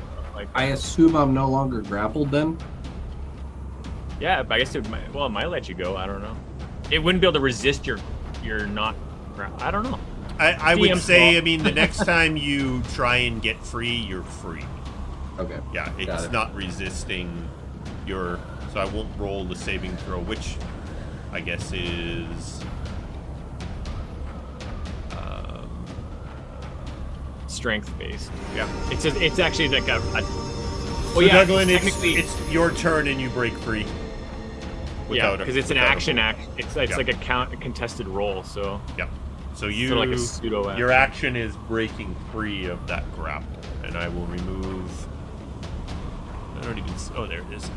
I will remove grappled from your character sheet. Wait, I had to take my action to do that? Yeah, if you want to get out of a grapple, you have to use your No, action. I'll stay in and I'll just start chopping away. I'm cool where I'm at. You probably can't keep that defensive stance going in a grapple. There's no with your weapon. Do this. Ducking and weaving. Yeah. Your call, Colin. I'll stay grappled if I don't use my action. If I have, or if I have to use my action. If I don't, then I'll pop out of there. Well, but I know at I'm the beginning of your turn you roll. Can you do anything beyond that, or is I can't remember with grappled. Well, let's take a look at the condition. Anyone? Grappled. Bueller? All right. Grapple. Condition grappled. A grappled creature's speed becomes 0 and it can't benefit from any bonus to its speed. The condition ends if the grappler is incapacitated. Oh, so that's out. Yeah, he's out of the The grapple. condition, also ends if an effect removes the grappled creature from the reach. So I assume then. Yep. So What, it lets go he's of you, and you incapacitated, can do your turn. All right, cool. I'm going to try to put Vow of Enmity back on me. Let's see if this works. I hope. And I'm going to crack it 2.5 times here. Nice. Hopefully with advantage. Let's see. Yeah. Nice rolls, bud. Jesus, man. Number 2. You guys aren't allowed back in the bar anymore. My God. No more foggy dreams. No. There we go. All right. I am adding some more of that lovely. Level 2 smite. Do you want me to? I'll do it if I have to. You also Yeah, get this the one's only the got extra 180 hit D8. points. Come on. Yeah. Level 2 stink coming up. Is there an effect in the smite for if it's a fiend or not to add another D8 to it? Oh, nice. Woo. And then the other 1d8 for the fiend. One, An additional 1. That was against 5, right? It should all be 5. Yeah. Yep. Just So it resists the smite damage as well? looks like it. Oh no, 26 damage to it. Yeah, so it Okay. doesn't resist the smite damage. Just resists the halberd's damage. So that's good. Well, And you shouldn't be since, rolling it as halberd damage because it's not actual halberd damage. It's radiant Well, no. damage. It did though. It did do separate dice for like 'cause Yeah. it's doing 3 purple damage. And then a Yeah. 1d10 plus 3 type radiant is 3d8 Yeah. Yeah. 22. So But it it is does doing mean the that, damage that, separately. that one smite. Yeah, it's whatever. It's in the. You should have technically put more damage up. Yep. Whatever. So, since he still has his bonus, he's going to do his polearm second Okay. attack and butt end the dude. Mhm. Maybe not. Jesus H. So we have the other half of the die. Yeah. So he's using the top half. We're using the bottom end. Got it. All Well, right. you so, did roll pretty stellar on the, Yeah, the damage. Yeah, but dude, 1 out of 3 hits, man. Is that Yeah. it for you, So I Douglan? see that this. Yeah, I see this guy is glazed over. Now, what happens when I start to creep over here, Colin? through the void. While you're stepping into the edge of the rift, Yeah. you're not pulled into it or anything. You can see into the rift. Mhm. There are He sees us sleeping on the ship. literally hundreds of these things all moving my towards God. the entrance. We're not supposed to be here. Not good. Are Not you good. are you staying there? Yeah. You're right on the edge of the rift, kind of. You're where Yeah. you are. You almost got to look around the edge a little bit. Just And Yeah. yeah, grab some you're withers looking and get out into of it. this fiery, demonic world, and these things are all just moving towards the end. They're not really running; they're just kind of walking, lumbering towards the entrance. You should Now, I never have can't- taken the warp tunnel. Yeah. I can't see Lafferty down, obviously, because otherwise he would have gone over there. Yeah, there's But a he is lot of gonna there's yell a lot of if he body landed. between you and Lafferty. Yeah. there's a lot of meat there. He's just going to yell to Landis, "We gotta close this ring!" And that's his turn. Good thing I've got Rift closing spell. Yeah. You took that, right? It's Yeah. He Yeah. I did. forgot to study it, though. All right. Galbrazu 14 will continue its attacks against Kogaan. Why do I feel like I'm not using my Sentinel? 'Cause you're not. Isn't that if yeah? So I can Oh. take as a reaction. I can. All hit right. them again. Critical. Don't to negate that. You with cut the off its adamantine leg? armor? No. No, he shouldn't. He doesn't get. It doesn't do any effect. Yeah. But it would have been a knee hit. In addition to standard critical damage, your target's leg is cut off at the knee. Thank God for that armor. God Yeah, for the that breastplate armor. saved your knee. Well, mine's full plate, so it actually makes sense. Yes. All right. Absolutely. No, how do I keep this from doing critical damage? No, you just roll it. It negates the crit damage. Has it? Yeah. has it? The Oh, yes, that's right. Adamantium is on there. Yeah.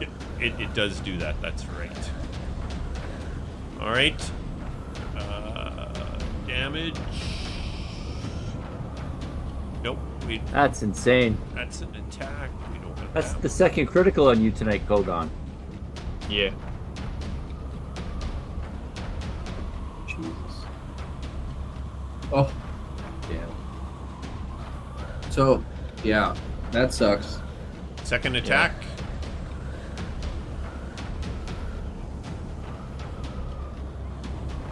Oh my Dude. word! Colin, seriously, turn Hey, off. you're not allowed to use magical dice, dude. Yes, turn it off. Okay. Oh, look how big your heart is compared Yeah. to Lafferty. Look how big your heart is. Lafferty's just got a tiny heart. Dude, Lafferty has no heart, guys. Got news for you. Spoilers. Yep. Spoiler. Just We for got Tugla this. boys. Douglan keeps yelling out. We got this, guys. Come on. All right. Having dropped Kogaan, this creature. Steps on Lafferty. Drives you into the sand. Is racing full speed at Landis.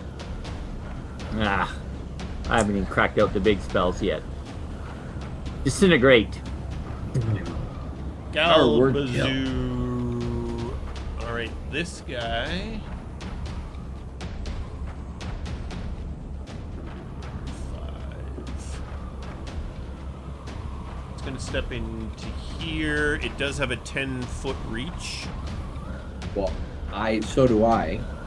And there you go. I have a, what do you call it? He comes within. I can pop him. Go ahead and pop him. That Sentinel, baby.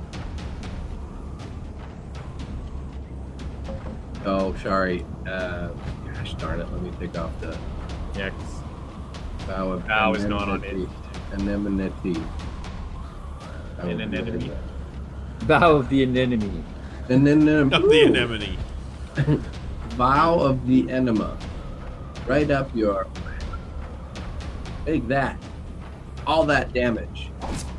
It wasn't bad. 10 damage. 10?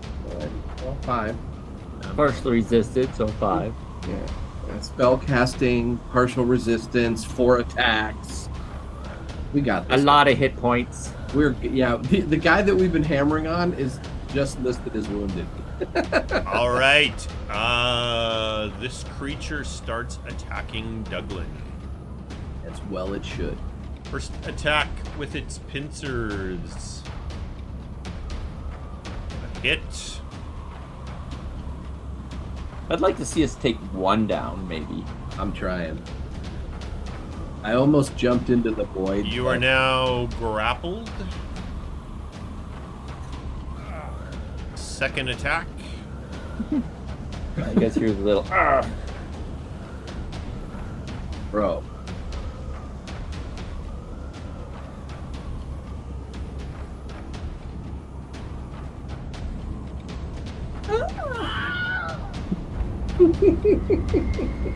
At this point, Landis cuts his own wrists.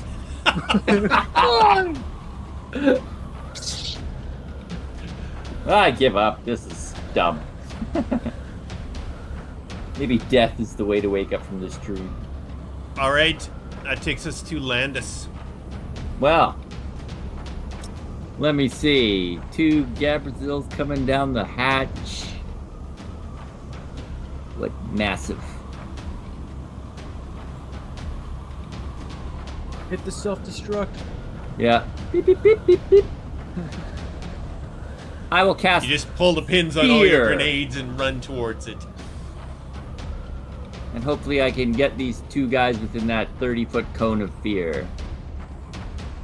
Oh yeah. Now a cone is the alt button and the double click, I believe. Oh yeah. But that's you got him. Fear. Fear. They're resistant to fear. Probably.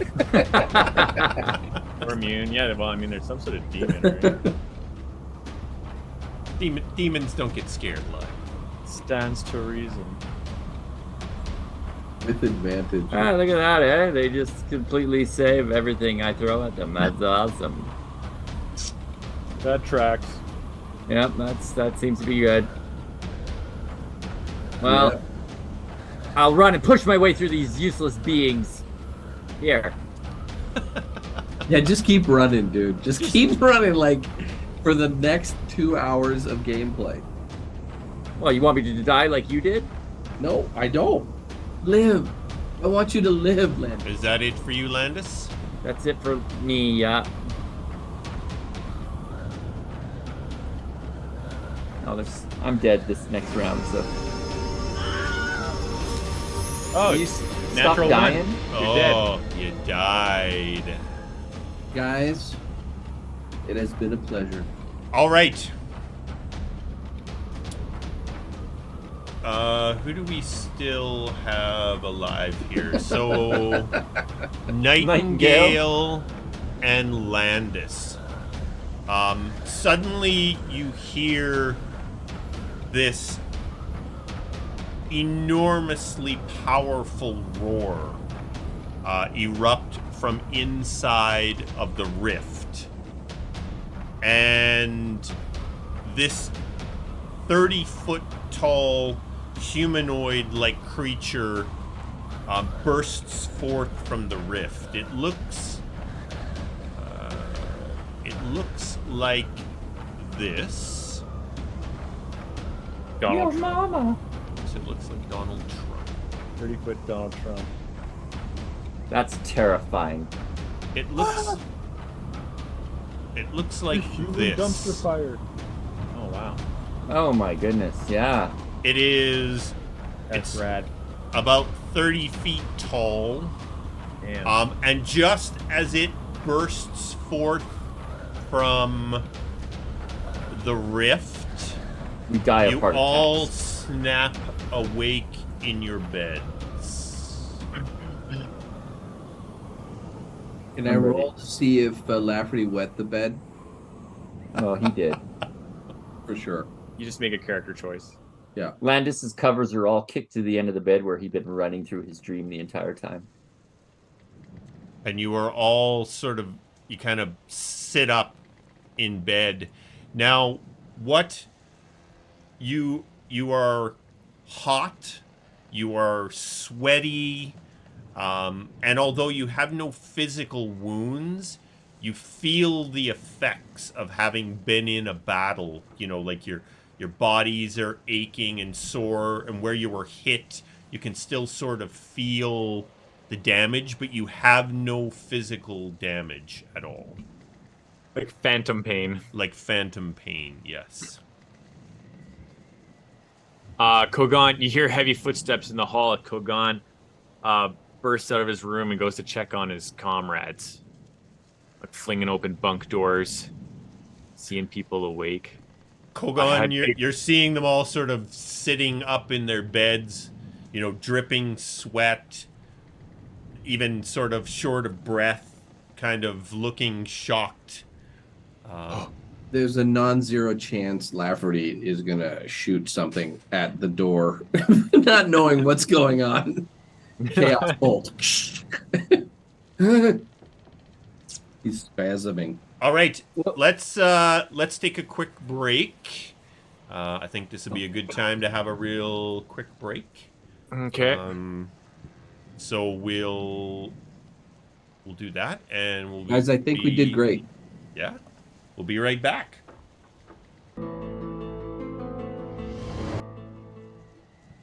Okay, we are back. A little cleanup on our. Once Kogaan has opened the door to Landis's room, Landis will sit up. I suspect you had a disturbing dream. It was a nightmare. It was Indeed. awful. Feeling helpless and inferior. We were definitely outmatched, my friend. Were you in a desert? Were there strange creatures coming from a rift? I was indeed, and I watched you all perish. Yes. It was terrifying. There were hundreds of them. Kogaan. I looked down that rift right before I all went black, and there were hundreds of them. This one was in a desert, but the dream I was having before, it was a cold place. So if there are more of these gates and they all have such creatures, this is... We don't have much of a chance. Yes, I do not see how Emathan can survive such an invasion. No, especially if you have cardboard cutouts as an army behind you. Yes, that was very strange what was happening there, but what was it? Did some god send us to this dream to show us what's to come? Was it the demon creature taunting us? Was it like, to me, that is the strangest mystery. Like, why did we all have this dream? Why did it feel so real? Definitely worth some investigating.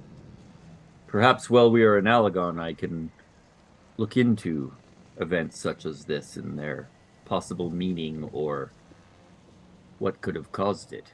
We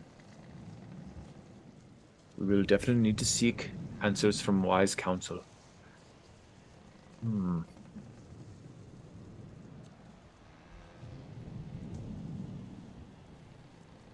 Well, I would suggest we try to salvage what sleep we can, Yes. as we will be in Alagon probably by midday. Or towards the evening of the next Yeah, day. it'll be Yeah. it'll be late afternoon, if Late all goes well. afternoon. Yep. So everyone makes their way back to their beds, suffering through the rest of a very sleepless night. Based on everyone's tossings and turnings through the rest of the night until daylight erupts. It would seem that you were all in the dream for no time at all. Like that we were just kind of asleep you for a all few fell minutes and then- asleep, and then you woke up, and I mean you had no real idea of the time or whatever, but based on how long it was until the sun came up, you can all sort of perceive that you could not have been asleep very long when you all came awake from the dream. Gotcha. It is now morning, and you're all rising from your beds. You make your way to the dining hall on board the ship and start having some breakfast. Landis is going to have his spell book and open to a few journaling pages, and while he's eating, he's scratching notes about the creatures. Description: four-armed, horned, much information as he can remember, and he'll question everybody to try to get as much information. Yeah, and we've talked about this before. Landis sketches in the book quite a bit. Sketching as best you can from your memory what these big demon, 10-foot tall, demony, four-armed beasts looked like. As you're having breakfast, Captain Murfitz comes down from the main deck, and he comes over and could I have a few minutes to speak to you all?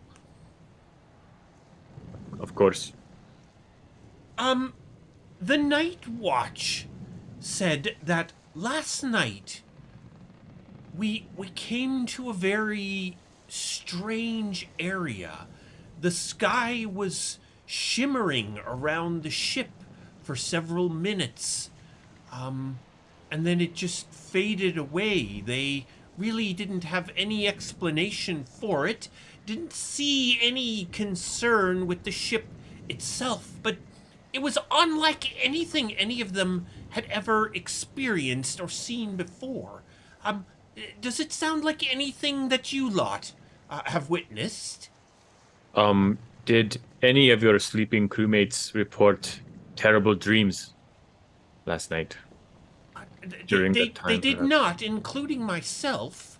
But it was very strange. They said these wavery shimmerings all around the ship didn't seem to affect anything, but they almost caught the moonlight and the light from the ship and then just faded away again. Lafferty wants to ask some more pointed questions and see if he can come to the conclusion it was like our last time that we Well, Landis is flipped gonna out. talk to you Yeah. about when we passed through that shimmery wall and we're gone for 3 months. Yeah, Oh, is But- it similar to that? right. That's the Yeah. only thing we've had experience-wise that could be thought of as being similar. Mm-hmm. Like, so basically Lafferty's going to kind of pin him down, like asking question after question. Was there this? Was there that? Egan doesn't recall exactly what Yeah. the shimmering was, but So I'm sure Lafferty would. yeah, Murfitz says, well, as they describe it to me, it was not so much of a wall as it just sort of seemed to appear around the ship, and then just faded away. They couldn't tell how far it extended, but it just seemed to be all around the ship. They didn't so much as fly towards it. Okay. And there was no decrease in speed. There was no resistance. There was just sort of encompassed in this Nothing light. changed, and they said the horizon around them was always there. The moon, the clouds, nothing changed except for this weird shimmer around the ship for several minutes. Very strange, very strange. Did it accompany any type of mood or emotion to the crew? Nothing other than puzzlement on their part. At first they thought maybe it was just a rain squall but no one was getting wet. Maybe this is stupid, but perhaps if you could ask some of your crewmates to look around on the deck or anywhere if anything has been left, like a message or something carved into the wood, or some sort of note left behind or something. I don't know. I'm just guessing. If it is supposed to be the stream we had a message, maybe there's also an actual message left behind as well.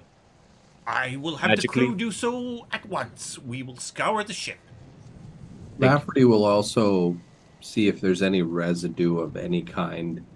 If there's a substance to be analyzed, why he's not? gonna do a very meticulous, walk through the deck there to see if there's anything. All right. Murfitz disappears up the stairs onto the deck. As you all go up onto the deck yourselves, and kind of search around, you want to give me some perception check? Actually, we'll go with investigation since you are actively searching. Let's get a investigation from everyone.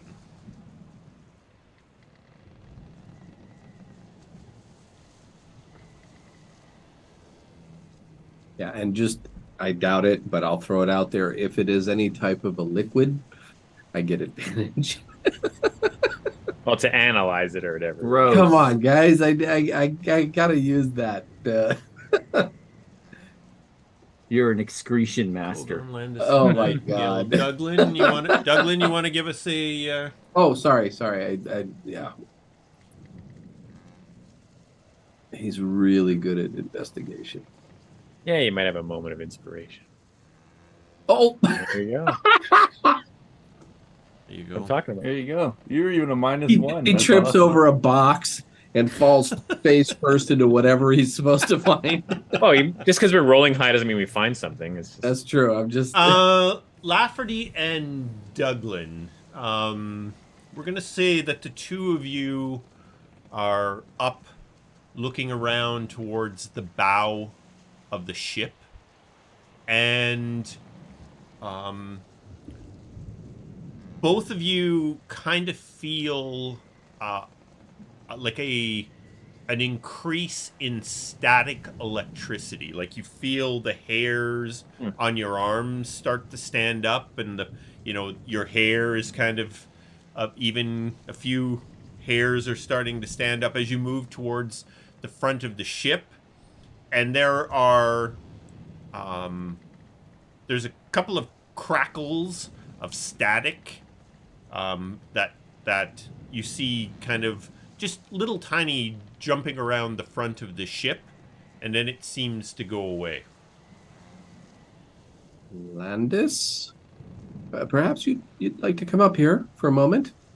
Is the staticky feel remain? No, it just kind of lasts for a second or so as the two of you approach the bow of the ship. Just between things, you see like things that shouldn't even be conducting electricity, and then it just seems to go away. What can I help you with? Lafferty's going to explain that there was an increase of Sorry, yeah. I gotta apologize, guys. I poorly described that.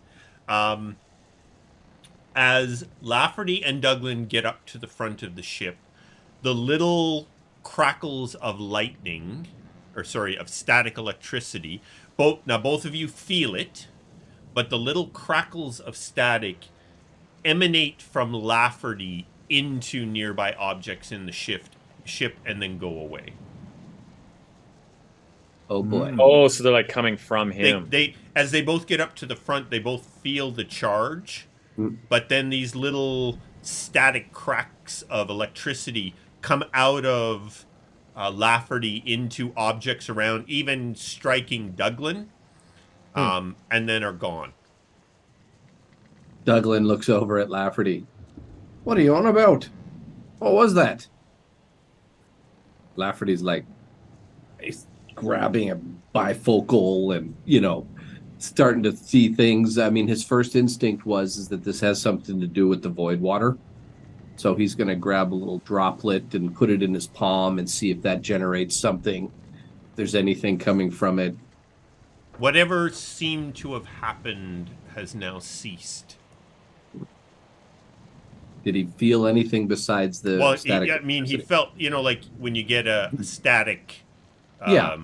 He felt like, dozens of these simultaneously as it arced into things around him, and then it just went away. Got it. Okay. Yeah, he's going to explain that to Landis. Perhaps it is your connection to the in-between. You are acting almost like a conduit between planes. Interesting. Yes, perhaps. He's going to try to rack his brain on how he could recreate that. He's going to walk away and try to come back. Good call. All attempts to recreate it seem to fail. Whatever charge or whatever phenomenon it was that Lafferty seemed to conduct appears to be gone. When Landis thinks that, anyone not within our inner sanctum is kind of within earshot, he'll kind of bring everybody in and be like, I do wish to remind everyone that we are on Elok's radar. When we destroyed the book and he made his appearance, or what we assume was his appearance, he did seem to know us and might be behind something of this. It would definitely take someone of extreme power to pull us into a dream that was as real as it was. Now, I have no proof of this, but we can't overlook the possibility that he is just toying with us to try to sway us from our path.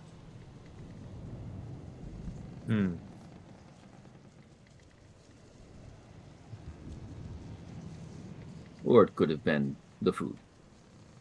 Could have just been gas. Somehow, I do not think this is from an upset tummy. I don't want to bring this up around the captain because I think our relationship might become a bit, strained if he understands that the god of death has got us in his sights.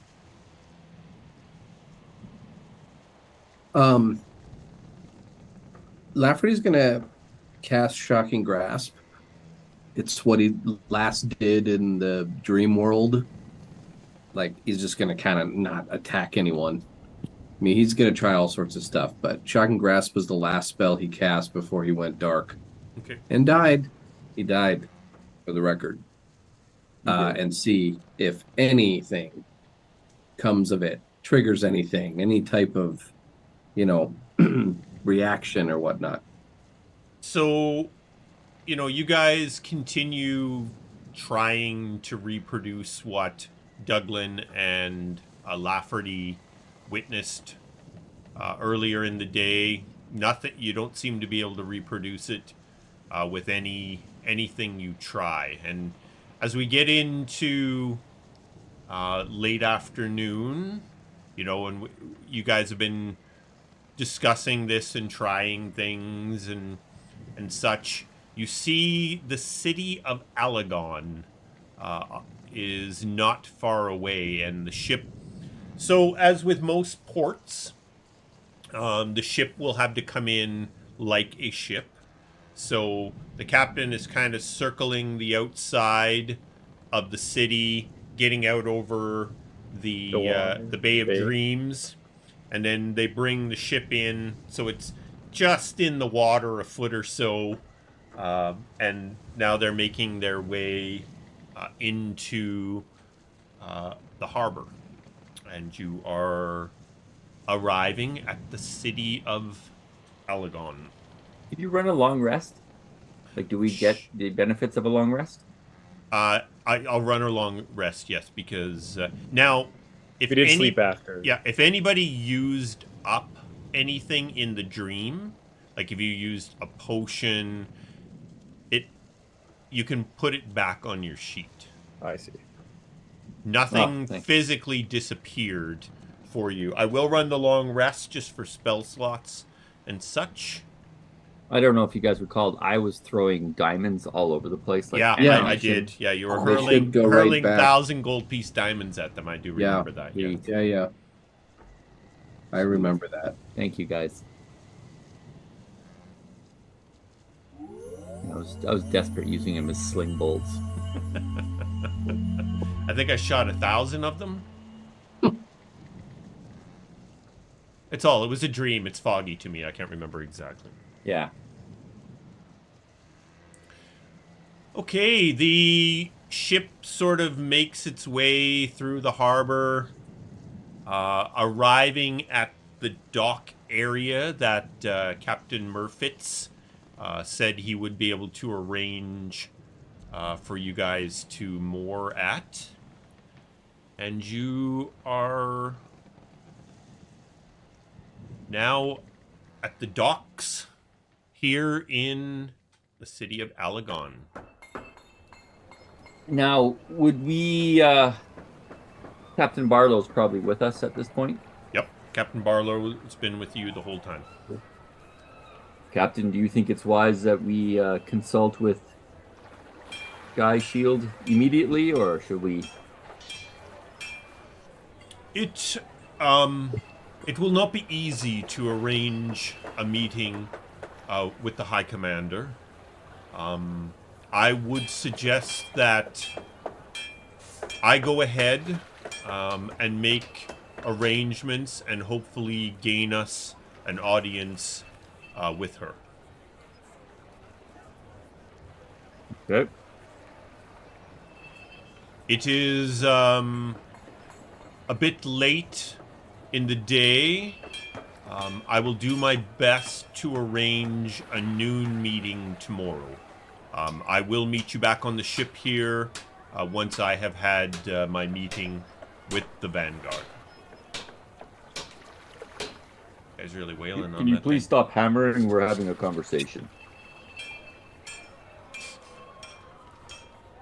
They don't care. They got No. ships. They got ships to build. They don't. So we don't need to get a hotel or a place to stay. We can just stay on the ship. You can. So, gentlemen, what do you think?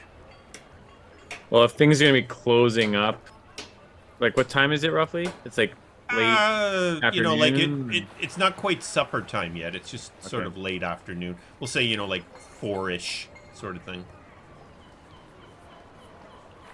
Well, we do have other things too, right? There's not Nightingale. Don't you wish to try to meet with Definitely, your- I've got an important meeting to attend. And Landis, you wanted to go to the library. I did. I have quite a bit of research to do. I too would like to join you if I could. Most certainly. Inquire with And your help. Lafferty, I would assume you're going to tag along. This being your first visit to... To the largest library I've ever heard? Absolutely. You got to count me in on that one. How much time do we have there? We can go back after it closes the next day if we need to, or we're going to be here for a little bit of time, right? The crew gets some shore leave. Yep. Landis, you know from your time at the library, it never closes. Oh, damn. If you know the right people, you can carry on research for most of the night. Let's go straight away because there's probably not enough time that I have. I need to study. He rolls off all these things that he wants to study and research. Douglan, Oh, what will you do? yeah, the books aren't for me. Mm-hmm. I'll go to a local pub if there's something. How about you? You, Kogaan, you're going yourself? I'm not the greatest with books, not like my brothers and sisters, but I will hopefully have some help. I wish to try and... I'm feeling... My experiences recently have left me feeling quite overwhelmed and perhaps underprepared for the enormity of what is coming ahead. And I wish to see if there is something I can find to provide me with some strength to be more effective. Oh, that's a good idea, lad. Yes, so I do not know what that might look like or if anything will come of it, but it is where I want to start. Well, Douglan, perhaps you should tag along. It's Well- best not to be off by yourself drinking. Drinking alone, never a good idea. That, Especially if brings up some bad memories for me. word from the Dooms has spread and they know more about us and might be looking out for us, perhaps None of us should be alone. Well, except Nightingale can assume disguises, so he probably is okay. Oh, he's already gonna be getting one started. Yeah. He's got another one in his back pocket here. Yeah. It's a good idea. I'll just take a nap in the lobby. Maybe they Besides have that, a gentlemen, cafe. if our intel is correct, Onyx is somewhere in the city, or the possibility of him being here. Hmm. Yes, there is much to consider. Well, again, I've mentioned this before, but I might be able to come up with some potions that disguise us all for a little bit, but if we want to, or we could just roll through town. I think we were going to try to draw her out, right? Weren't we going to at one point try to, create the bait, or was that another time? I'm a little rattled from my death dream. Well, I think us perhaps being a little less obvious would be a good idea. Headed up to the library. I don't want to bring any unwanted attention there. Mhm. So yeah, Lafferty, if you could mix us up something that will disguise some of us and the rest of us can cloak up, maybe we can make this less obvious that we're in town, headed to the library. There you go. So the city of Alagon is the largest city in all of the protected land. So it has, the city itself, with sort of the surrounding farm area and that. It's over 100,000 inhabitants. It's by far the largest city in probably all of Emathan. The city kind of spreads out for miles in all directions. It's right on the coast, as I mentioned your dock there, and kind of spreads inland, getting more sparsely populated with farmland and such as you move out. The Kingdom of Alagon is a very prosperous region, and with that comes the power. It's kind of considered the most powerful of the kingdoms in the protected lands. The riches come primarily from trade. It's a very big trade partner for the region. But there's also very rich copper, silver, and gold mines that are mined from this enormous cave system that's deep below the city.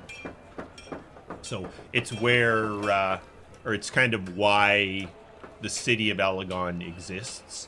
It was originally the mines, then became the capital city of the kingdom. Castle Alagon is this enormous white stone castle. You could see it as you were coming in. You see it anywhere from in the city, basically. Just about, yeah. It's big enough that you can see it just about anywhere. And you all know King Merrick Alagon and Queen Alora Alagon rule over that kingdom. That's just general knowledge you know. So you're talking a very, very big city of people. And we could probably get like a carriage there, couldn't we? Mm-hmm. Yeah, Absolutely. we'll just do that. Keep those potions though, Lafferty. We may need them. Okay. Yeah, I have a question. The airship, how obvious was it when it flew in? So Murfitz went a fair ways out into the Bay of Dreams, Okay. And then brought it down into the water. If anybody was paying attention, they would realize that the Stargazer moves unnaturally in the water. Mm-hmm. Like it doesn't bob with the waves. But there's a series of airships and skyships in the Absolutely. lands, though. It's not like we're the only all place. out there, there's hundreds of ships Yeah. in the harbor, right? Okay. Yeah. So yeah, the Stargazer wouldn't have stuck out completely. Plus, it was night, correct? Late afternoon. Oh, okay. Yeah, All right. around No. 4 o'clock. Got it. So we didn't make a big, um, Prince Ali, No. fabulous Yeah. arrival. It wasn't a big Right. spectacle, no. Got it. Okay, cool. So yeah, if we maybe just want to get a covered carriage of some kind to get where we Yep. want to, or Let's do it. yeah.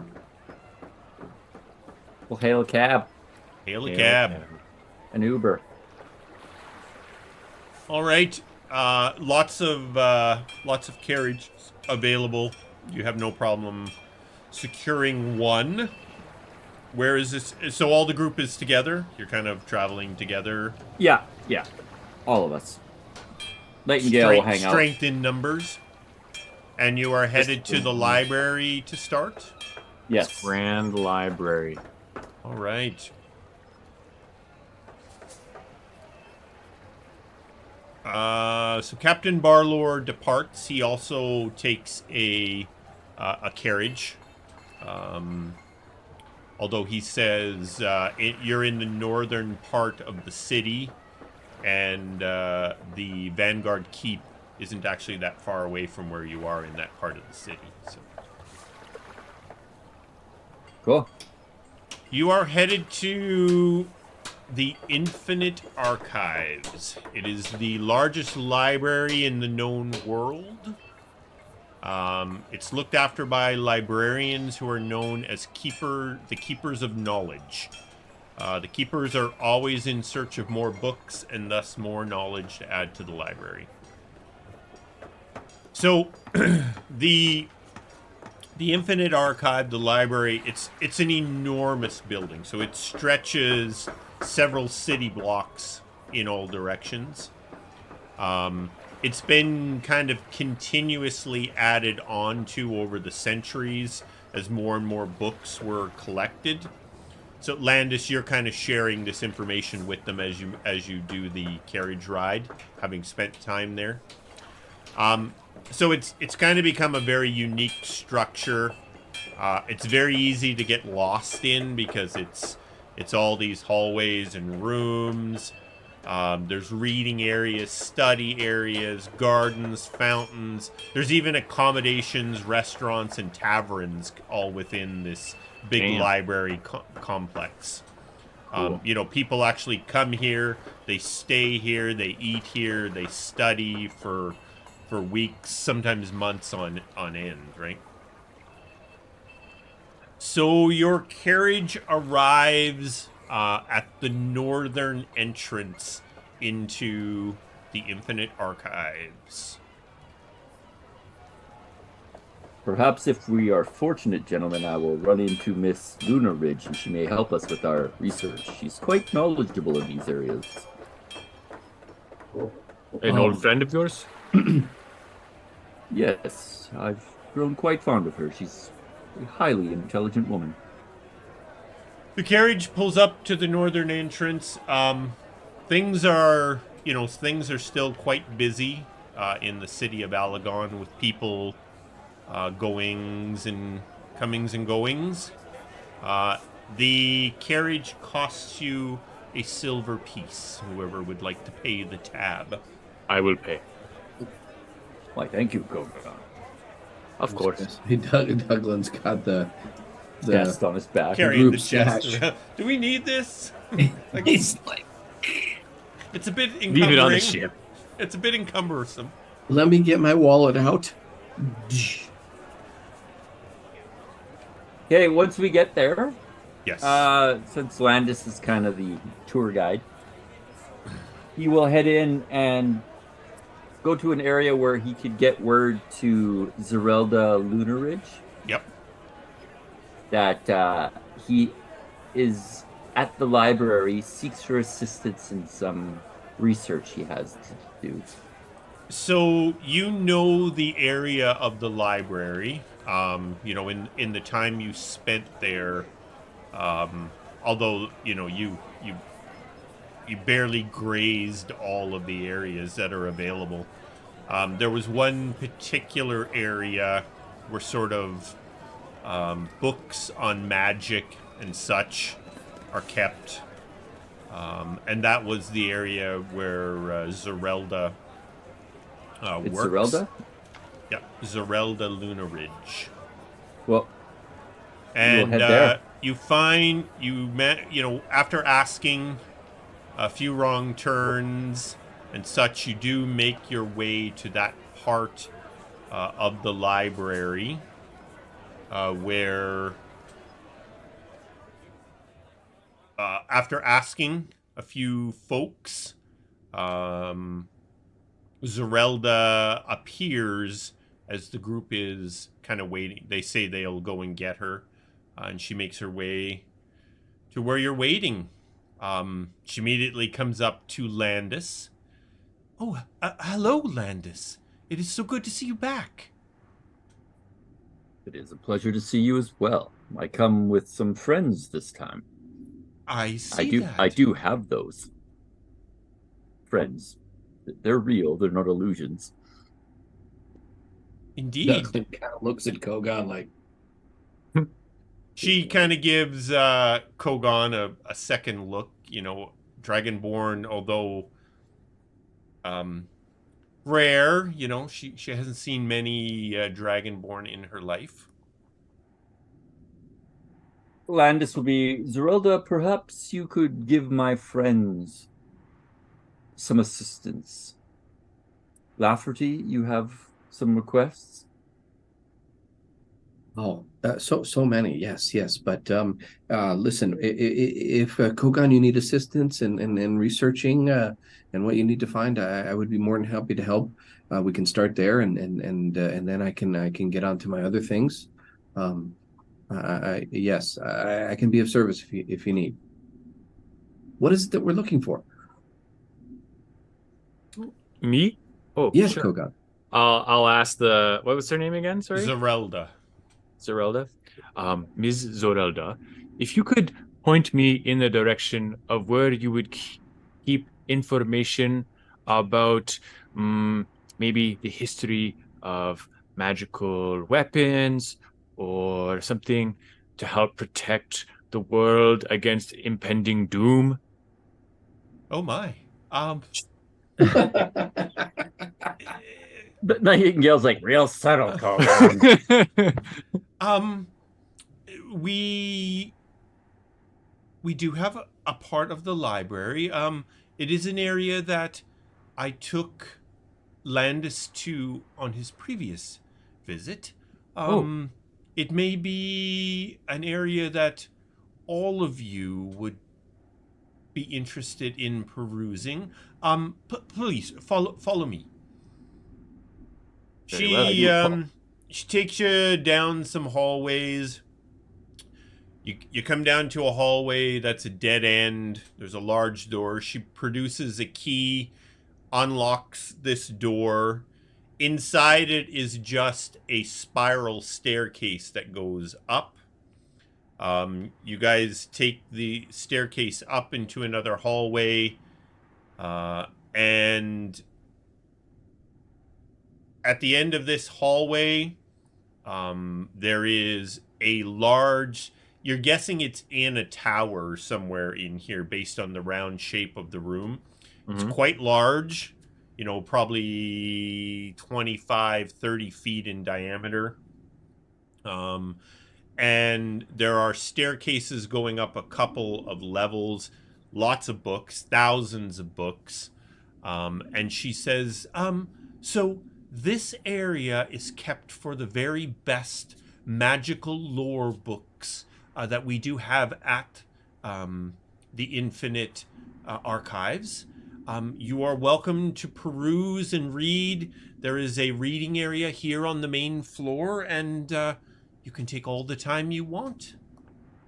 Thank you very much. Landis will kind of move Zerelda to the side for a moment to have a word in private with her. And he'll be like... She looks very starry-eyed at Landis. Ooh. Yes, Landis? I've grown quite attached to your services here, Miss Luna Ridge, and appreciate all you do for me and my companions, but I need to warn you that we have garnered attention by some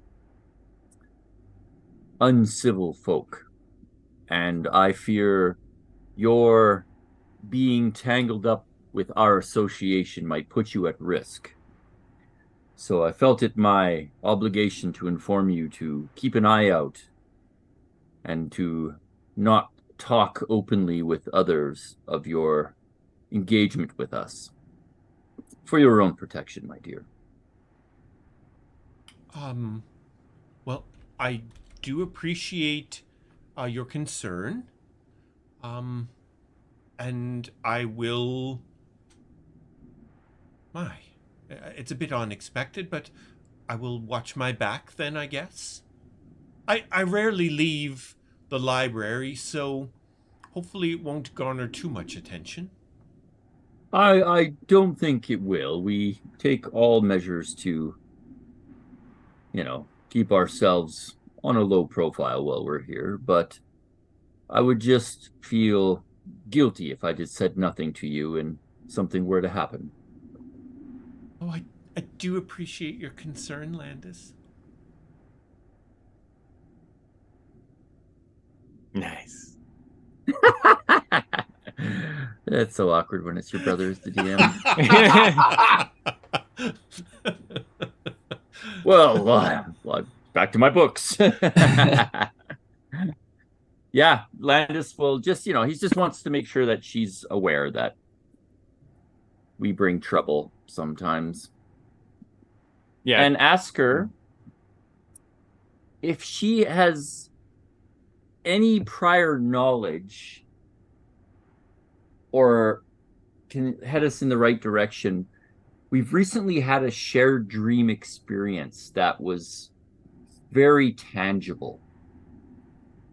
And what kinds of magic or, abilities would it take to be able to pull 5 individuals into a same dream type experience?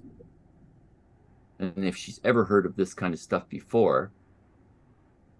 But what's also very interesting was, to those not pulled into the dream at that time, there was a shimmery kind of aura around the people that were in the dream.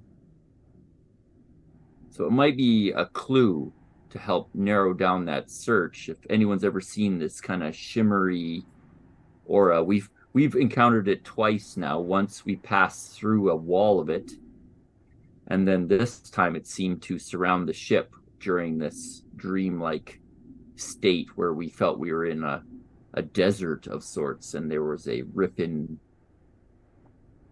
almost fabric of being, allowing a gateway to a very disturbing place. Let me put it that way.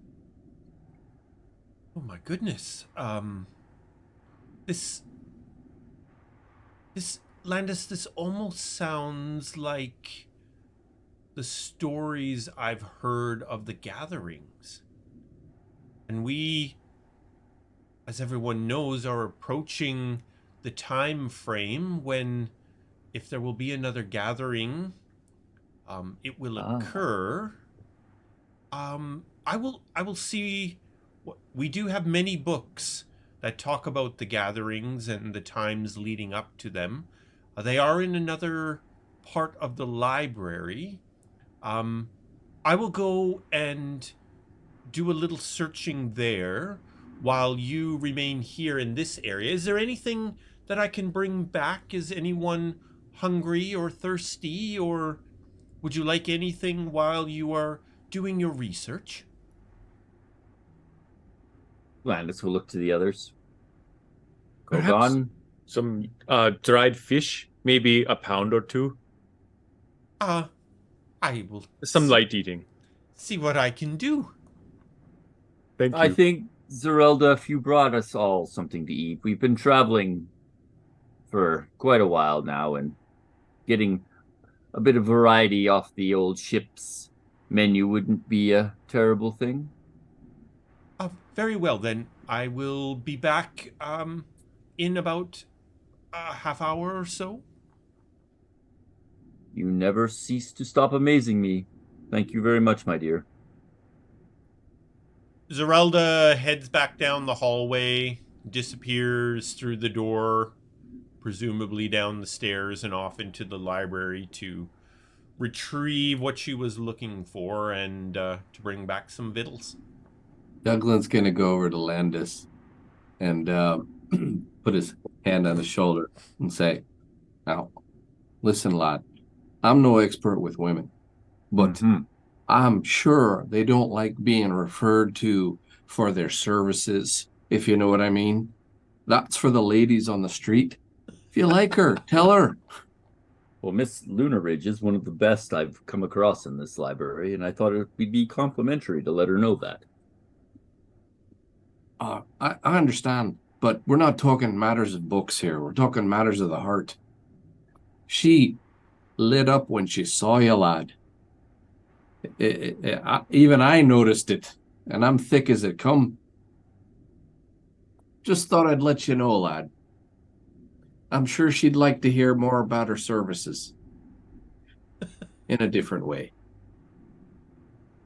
Okay, Anyway. So from a game mechanics standpoint, for every hour that you spend researching in the library, I will give you all an investigation check to determine whether you find anything of interest. So, I mean, there are Cool. That's mixed, mixed within, all the books in this part. Some, are stories of Wildoff the wizard and his lifelong study of the extra slimy slug and what might have, what you might have done with the slug slime in terms of a spell component. Lafferty will be interested in that one. Yeah. Lafferty just gets lost in that book, and that's it. Hour after hour, he's just reading. Oh, this is just fascinating. But for all the gems that are mixed in within these books, there are lots of stories and research books and adventures. So if I can summarize, Kogaan, you're looking for legends of powerful weapons to help us fight evil? Yes, just anything that is, Yep.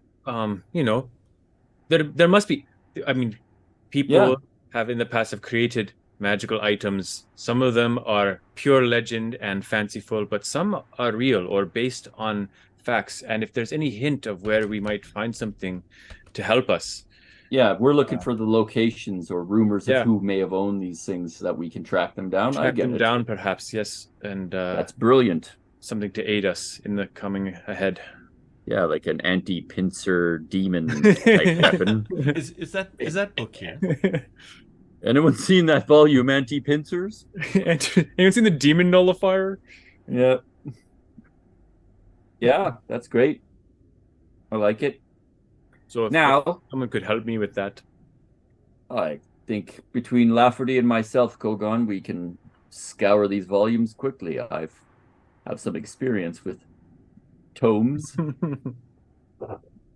Is there anything anyone else is looking for specifically?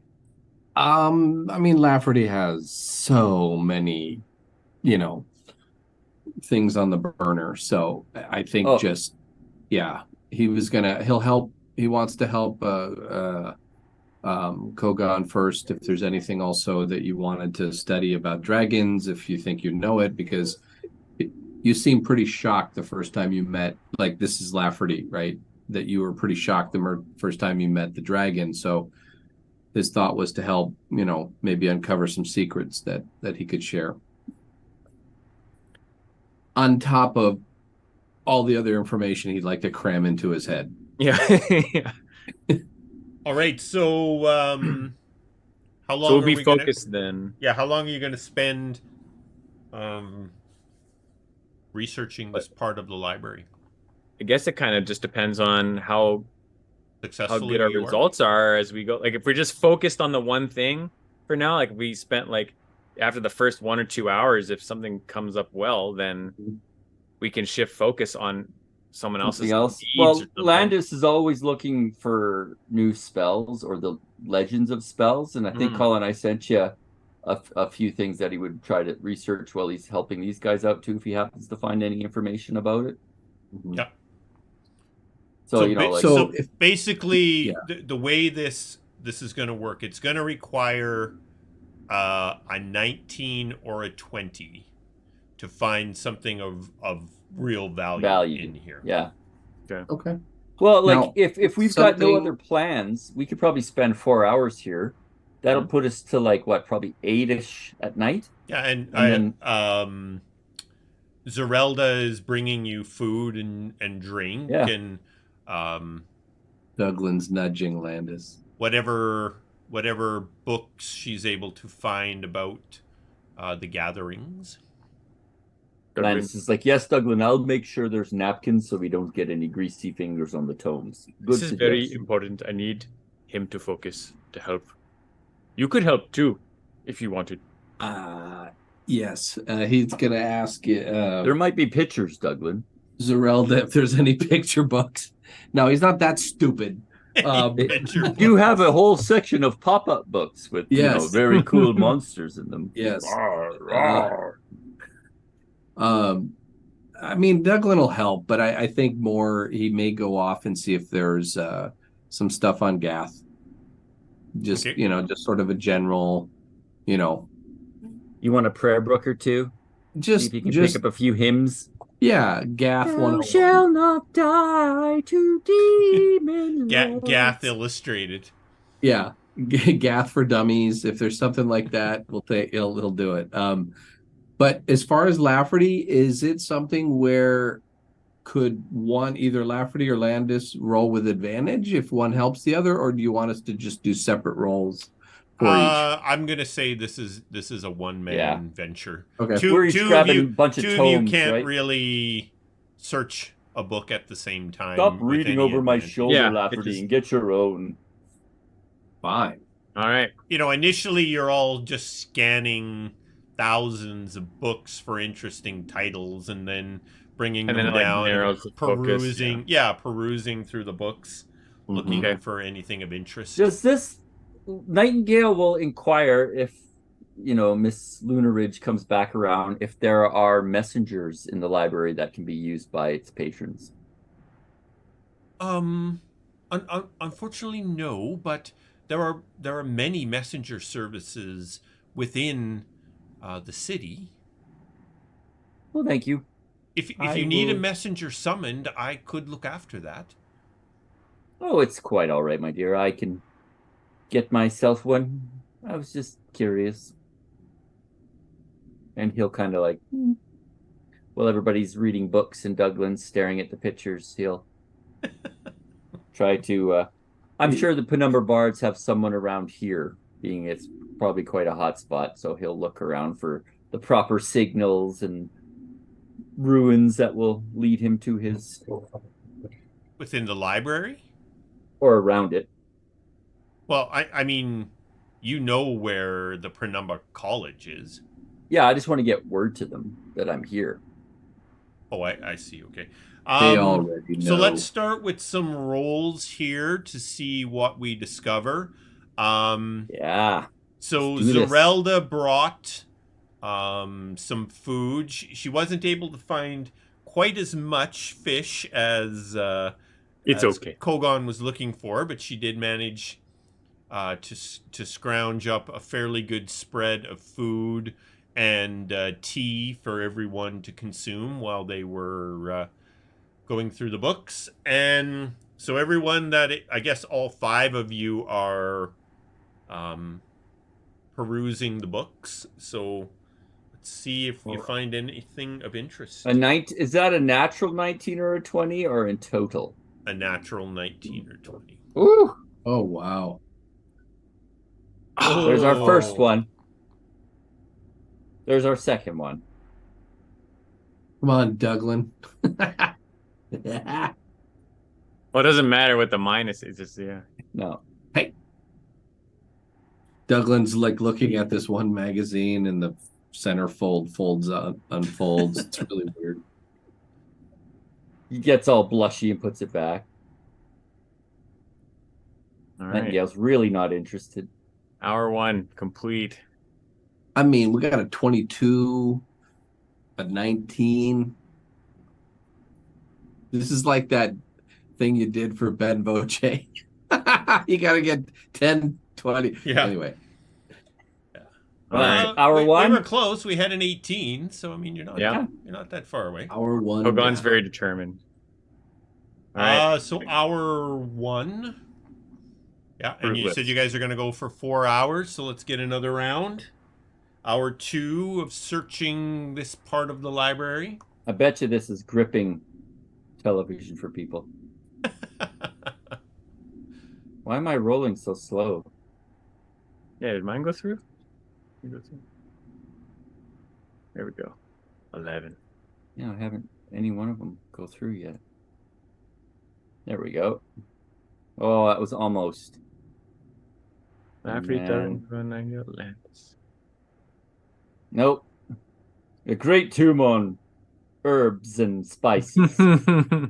Yeah, you. Oh, set that one aside for later. That sounds great. One of the very captivating books you find is 1,000 Prophecies to Keep Your Eye On, Nice. written by a known madman. Kogaan, you find a book of very much interest to you until you realize what it is actually about. The book was called 10,000 Runes, without meaning. Oh. Nice. So after spending a while going through the book, you realize these runes have no meaning. Awesome. All All right. right, Hour roll 3. again. Oh, come on. Dude, Oh, God, you are like on a mission. Landis, what are you doing? Focus. He's got woman brain. Ooh, another. Yes! Oh, there we go. Nightingale. Well done. I feel like Nightingale's just kind of like nonchalant and like, yeah, whatever. Like, dude, it's just Yeah. I didn't. He's been find reading it. anything. He's been reading it the whole time. He was sitting on it for a while. Hey, what about this one? Everything you need to know about epic weapons and Where to find them. where to find them. So, Nightingale, you find a book called For the Love of Magic, which catches your attention. Written by Enomar Humblecut. You just peruse through the book. The book chronicles Emonar's search for magic items throughout Emathan, including several items that he was not able to get to for various reasons. The book includes detailed descriptions and maps to their possible locations. Ooh. damn. He'll toss her over to Landis. Be like, you may want to copy some of this out. All right, so we got one more round of... Yeah. I guess you just roll a d20. It doesn't have to be investigation, right? Yeah, it's just a Doesn't. D20 is probably easier to roll because then it's not adding. Douglan definitely finds something. Douglan got lost in the pop-up book. Hey, I found a pop-up book. Nope. Mm-hmm. All right, so your evening of research and reading and such does come up with one book of potential interest. Nice. Not all is lost. Oh, perhaps this will lead to something fruitful. Okay. Well, that was exhausting. Ready for sleep. Shall we head back to the ship? Yes, head back to the ship and Get a night's rest and see what. Are we allowed to take the tome, Colin, or should Landis have No. copied it out? I mean, you know the book is here. You know where to find it. Landis could spend some time. You know, somebody would have to spend time. Can't your magic quill like scribe it Oh all? yeah, I can do it pretty quick. It's a fairly thick tome. You know, you'll have to go through it. Lots of them are stories of things he found. So you almost got to Yeah. read the whole story to find out in the end he didn't actually find this thing. He knows, Okay. you know, he believes he knows where it is, but for whatever reason he wasn't able to reach that. And then the next story you read about, he found a dozen healing potions hidden where he, you know, he was led to Thought they believe were. they would be, Okay. sort of thing. So Lafferty is not going to go back. He is going to stay, and he's going to, if he has to, use a level of exhaustion and study through the night. Wow. On this book? On this book, if he gets it done, then he's going to move on to something else, but he's going to focus on this book. What a champ. Take a level of exhaustion. He's like, take a drop. When no one's looking. All right. It's like a college sophomore cramming for his final. Is everyone else comfortable with Lafferty staying behind as you all go back to the ship? No. You never split the party. Aren't you guys metagaming? Jeez. No, but no, all kidding aside, this is 100% within his character. He would not. Yeah. He's lost days studying. He has no problem whatsoever. And you found the tome, and you know, he immediately engaged, and he's in research mode. Like, you couldn't drag him away. Like, he would get angry if you started to pull him away. So Okay. he's staying. And he's oblivious. You guys could literally do anything you want. He doesn't. I mean, he's in it. Laser focused. He's Yeah. dialed in. Well, we could leave. Nightingale could stay with him. No, go. I mean, go. He like waves everybody away. I got that. This was my idea. I should maybe stay with you. Well, how about Landis and Douglan? And Landis and Douglan head back. And Nightingale, Lafferty, and Kogaan can stay. I mean, you guys can still curl up on the couch and Yeah, we can still nap and stuff Yeah. like that. Like camping. Okay. Well, we might as well just all stay here then. We can all take We'll turns start a resting. fire. We'll sit around the Start a camp. fire in the middle of this Throw room. throw books. a couple of books.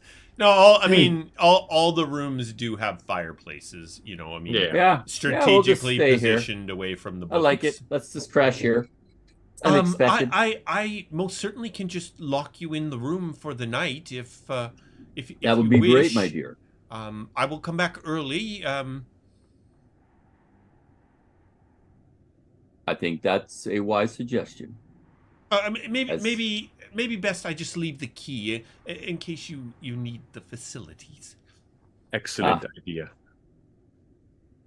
Well, there's lots of paper to wipe with. Well, Maybe I should stay.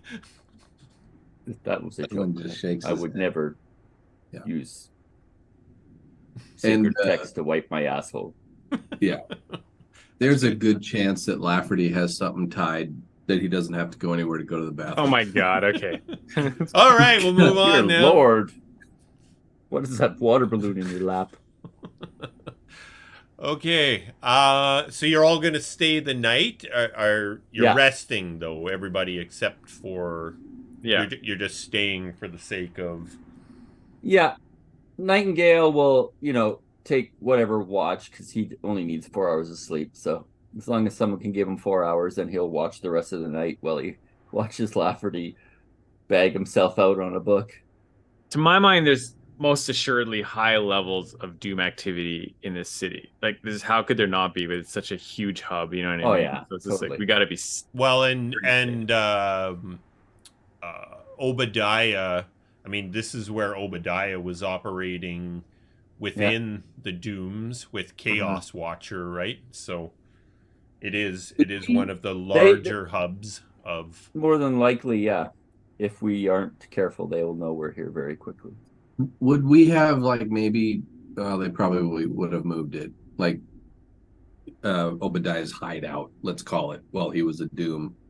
I would assume they would have we would have gathered that info, and B, they probably know that he has been compromised. So And if you remember, Obadiah said anytime that they attended the meetings of the Reach, carriages would come to get them, and they would be basically blindfolded and dragged all over the city and end up at this place and have no idea where they were. Right? And then be taken back the same sort of convoluted route. So they never really knew where they were meeting Chaos Watcher. got it. So it could be anywhere in the city. It could be in the library. It's her. Bum, bum, bum. Should we Zone of Truth as Zerelda? Come here, will lass. not do such a thing as that. Come here. All right. Have a seat. Zerelda leaves the key with Landis and says she'll return in the morning with breakfast. When she hands it to him, does she kind of like brush his hand a little longer than she should? Sure. No, she does not. Douglan is totally eyeballing that, just grinning to himself. Sorry, please continue. I'm just trying to ship Landis and Zerelda. Okay, I need to give Lafferty some exhaustion. Hopefully it was worth it. You now know the location of a Well, are you potion. copying like the most important parts out and things like that? Like that's part of the whole thing, right? You're not Yeah, I mean, instead of like, okay, if he goes, well, I don't even know mechanically how this works. I just know that he's going to study until we're ready to. You're basically going to scan through the text and read all the stories and page mark everything. Yeah. And then when Landis wakes up, he can quickly copy the important bits into the his magic quill. Yeah. Yeah. That's I can cool. do it super fast compared to you. Not that you don't write fast, but I write faster. Yeah, well, plus he's going to be able to disseminate what's important and what's not. Exactly. I mean, that's what you're doing. Yeah. Basically, you're scanning through the different stories and figuring out what's found and what's not, so we can. Right, and also too, I would assume Colin, like, he obviously has a single book, but from that he would. This is where, because he could probably read a book in an hour. Right. There's further information on like the legendary crown of whatever. Right. He'll go find that book and he'll, you know what I'm saying? Like it's a whole process of research that he's doing, he's not just reading a book and highlighting it. So magic comb of hairy ballsies. I don't think we'll find anything in that story. I don't want to go looking for that one. Yes. We'll pass. So the catheter of power. In order to kind of keep things moving along, the suppository of fireball. outside of the session, so we're gonna assume through the night, Lafferty finds a D6 worth of items. is able to find within this book items that Emonard never found, and then Landis adds all of that to his book.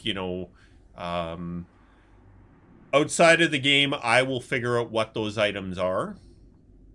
That was taken out of the book. Plain and simply, I'm not going to take the time right now to generate all the possible things. No worries. But what I think would be just to give it a fair shake, I'm going to say give us a D8 Whoever, I guess Lafferty, you were doing all the digging in the book through the Yeah, night. you took the level of exhaustion. You get to roll. Yeah, so roll a d8, and that is the number of items that you find in the book. If you roll a 1, you're excommunicated from the D&D group. Just saying. It's items that you think, oh, look at that. Wow. So that All right. this is items that you found in the book that you feel Yeah. are worth Solid pursuing. leads. Yeah. Cool, man. Good job. You're allowed to stay. Thank you. You're allowed to stay. Yeah, and I'll determine what these things are and then put them in the chat. The many side quests we have ahead of us. And it could be, not just weapon, but Yep. something that has a specific purpose for, or you found interesting. yeah, Right? yeah. Like I said, the comb of hairy ballsies. Yeah. Yes. The Catheter of enlightenment. yeah. And the The catheter of suppository of cleansing. fireball. Like, come on. man. Kogaan, I'm not altogether sure you're going to want to go on these quests. You may find other things more interesting. It is now morning. Zerelda has returned with a fine breakfast spread for everyone. And Lafferty, you have 1 level of exhaustion. Everybody else slept Worth it. through the night on the couches and the floor and all the rest. And the sun is rising and the city is coming to life around you. It is early morning. Well, Nightingale has to split off and go meet with the Penumbra Bards, so that's something that he'll have to split the party anyway. So I can't bring friends to this meeting. Well, you can. I mean, it's a college. I mean, there's people coming and going from it all the time, Well, right? true enough. The underline, like the Penumbra College is a full-on theatrical entertainment school that also has this sub thing that's going on where the very best that of the Penumbra students may be brought into service of the Penumbra Bards. Lots of people go to Penumbra College, become crappy Bards, entertainers, period. and go off and just do their thing without ever becoming, a part of the intel, the secondary thing that the Penumbras do. Well, gentlemen, I have a meeting I need to get going. So if you guys want to check out the college, Sure. Yeah, we're not. I'm sure you'll find it entertaining. Indeed. Probably slightly annoying because everybody will be trying to entertain you if they know you're an audience. Douglan's but looking hey. forward to it. Sounds delightful. He loves the theater. Thank you all very much for your hard work. I hope this will help all of us. I think we stumbled upon a gold mine, and hopefully it does. Yeah, and just to fill in a little more on this, I'll kind of determine these 8 items, what you are able to figure out. Sure. And that will be your leads towards pursuing these things. Artifacts. Yeah, it was kind of like the 8 sickle, artifacts. the moon sickle, right? Same concept. The moon sickle. Delicious moonsicles. Oh, they are. Man, we had to steal from a banshee and no, not a banshee. Was it a banshee? Yeah, it was a banshee. Oh, yeah, that's right. Banshee. Yeah. All right. Okay, you leave the library, hailing a carriage. The Penumbra College is sort of would be west away from the ocean. Mm-hmm. It's a fair ride. Takes you 20 minutes or so carriage ride to get to the college. I'll pay for this one, gentlemen. Another silver piece of travel.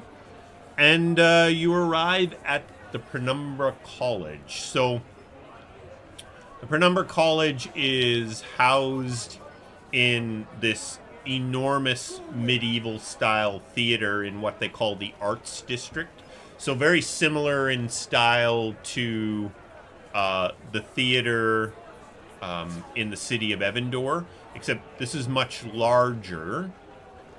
When you enter through the main doors, where the audience areas, where the audience would sit, so there's still the stage in the center and everything, but all the area around where the seating would be are rooms. So they're all closed off, and they are the classrooms and the accommodations. There's usually about 100 or so students attending the college at any time, and then all of the instructors and such that are there. So yeah, outwardly it just appears like a theater school, but as we know, it's actually the headquarters for the Penumbra Bards. After a few quick inquiries, Thrush comes to meet the group. He comes up and kind of looks over the group. Nightingale, you are Nightingale right now? You're in your Nightingale... Yeah. Your regular Nightingale mask I'm home. and garb? Yes. Yeah. Thrush is wearing a mask, which is sort of the thing of all the Penumbra, the high-ranking Penumbras. It's considered just a quirky thing within the college people that don't understand what's going on. But of course, it's actually how they Actors. Yeah, how they Yeah. exactly. Oh, those quirky bunch. So Thrush comes up and, well, hello, Nightingale. How are you? And welcome back. It has been a long time, Thrush. Do I have a story to tell? Oh, I have a story to tell you as well. These are your friends you spoke of the last time you were at the college. Indeed, allow me to introduce them. This is Douglan McKayne, Douglan, Lafferty Jones, Lafferty, Landis, Landis. and Kogaan. I'm sure Kogaan has a last name, but I can't pronounce it. Dremnaufinstrunmah. Ah, rolls off the tongue. Kogaan, doesn't it? it is very, very nice to meet you. I have to say I have not met many Dragonborn in my life. Paz Shurgrind. Nice to meet you as well. Now, Nightingale, who should go first? Well, perhaps you and I should find a quiet corner and allow my friends to explore the college. I'm sure what needs to be spoken about is not for all ears. Based on what we have spoke of in the past, I do believe your friends would want to be made aware of this situation as well. Well, Wow. then I would assume my side of the story, well, they've all lived it, so let's hear your news. Let's find ourselves a quieter spot to speak, shall we? We'll move to some booth in one of the upper levels, I would think.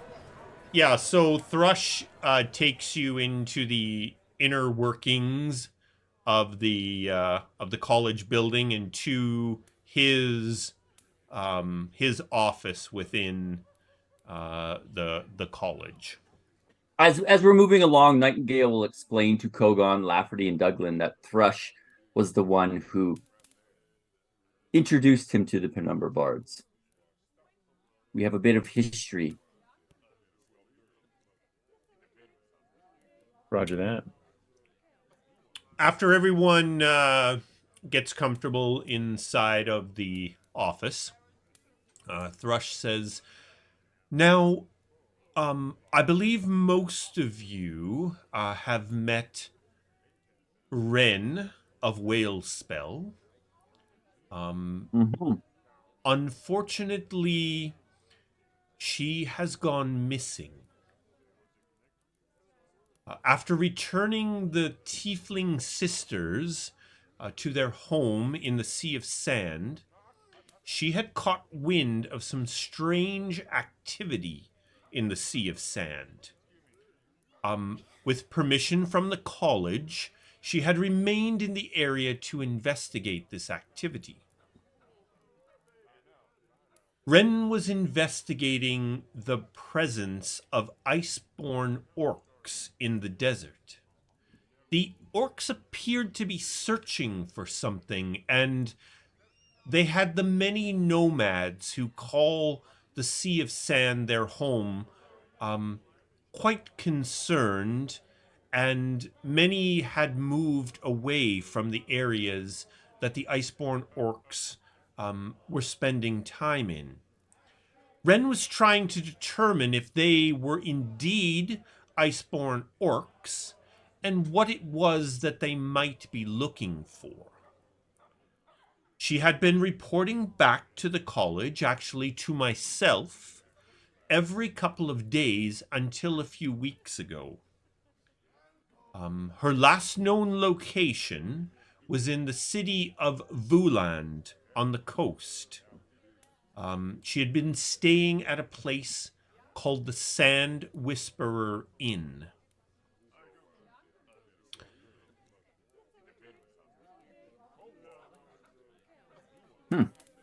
Iceborne orcs in the middle of the desert. That is Indeed, interesting. quite strange.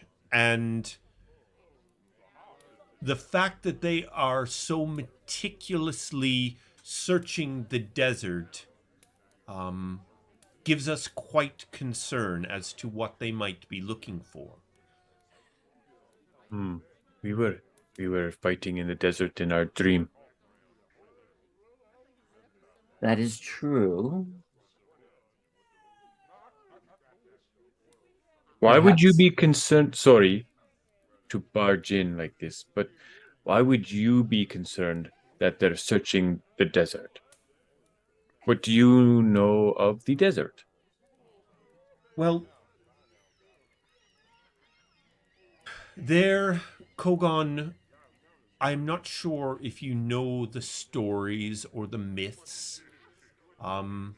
There was a time, a very long time ago, when it is said that the Sea of Sand was not a desert. It was an area like anywhere else in the protected lands. But something happened during the second gathering that turned the area into a desert. The iceborne orcs have made a very deliberate and hard fought trek from their homeland in the north to make it to the desert. They have been fighting the centaurs for many, many Trigons. And now that they have reached the Sea of Sand, their progression seems to have stopped. They are very focused on finding something in that desert. We are concerned that what they are looking for may be a part of those myths. I see. Was Ren able to relay back the number and I don't know the word I'm looking for, but is it just iceborne orcs or do they have a more substantial presence amongst them, a leader of sorts? According to Ren, she was looking for guides that could take her safely into the desert, to better understand if indeed it was iceborne orcs, and hopefully be able to determine the area and what it is they may be searching for. If they are still searching, even they may not yet know if what they seek is there. But Hmm. we have not heard from her since this last discussion. I do not know if she was able to acquire guides, if she did indeed head into the desert. We unfortunately know not what has become of her. Well, that is interesting, Thrush.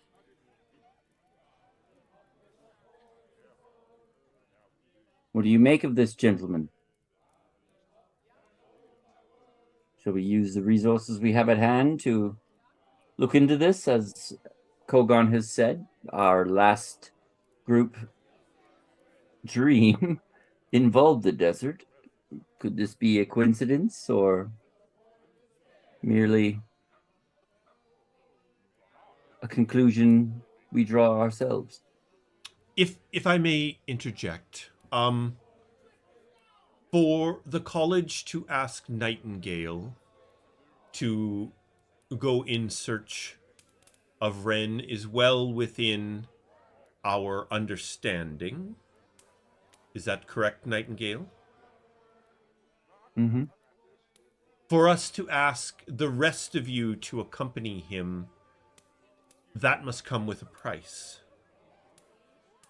I can offer a deal such that the college will offer you any assistance we are capable of in exchange for going to find Wren. A favor for a favor, as it were. Yes, indeed, Kogaan. A favor for a favor. I can't speak for everyone, but that sounds fine to me. I do not wish for Nightingale to go on his own, and it does seem potentially related to events that we have been, investigating. So, what is it? How soon would you require this to happen? As I said, we have not heard from Wren now for close to 2 10 days. Wow. It is getting quite concerning. My ask would be that as soon as you can, you would begin this search. I think we will be potentially finished our business here in a few days. That would And be then understandable and acceptable. we do have a fairly quick mode of transportation, the quickest we have outside of magically transporting us there, I think so. We have been Yes, doing we our are best equipped to for keep it. tabs on Nightingale, although he has disappeared to us as of late. But we understand that from conversations with our people in Evandor that folk are able to get around quite quickly. You'd never believe, Thrush, the places we've been. We have a deal then. Douglan? Lafferty? Are you in? All in, lad. I got your back. You remember Wren from Whalespell, Douglan? Absolutely. We sent her off with those sisters that had those weird gems in their possession. Yep. And Lafferty's just like staring out into space. Huh? Where are we going? What? It was a Okay. different You time. need some more A rest. different place, yeah. Just kind of sitting Well, there, Thrush, just not quite there. No, If this- he's a little off. Thrush, if this is the desire of the college for me to go check it out, I am more than willing to check on Wren and hopefully find her safe and with news of these iceborne orcs. Nonetheless, I will come back with some information, I hope. I hope you will come back with Ren. Indeed. Okay. Unfortunately, I can offer you no more information on the situation than I have given you. Dan whispers in. Your best start will be to travel to Viewland and maybe visit this inn that she was staying at. And that Viewland is on the edge of the Sea of Sand? Yes, I will have a map of, but it's right on the towards the southern end of the Sea of Sand. Oh, it's like on the coast. Yeah, Kind right of on the somewhere. coast. Okay, okay. Well, that'll be the farthest I've ever been. Viewland. Viewland. Viewland. Viewland. And the inn was called the Sand Whisperer Inn. Sand Whisperer.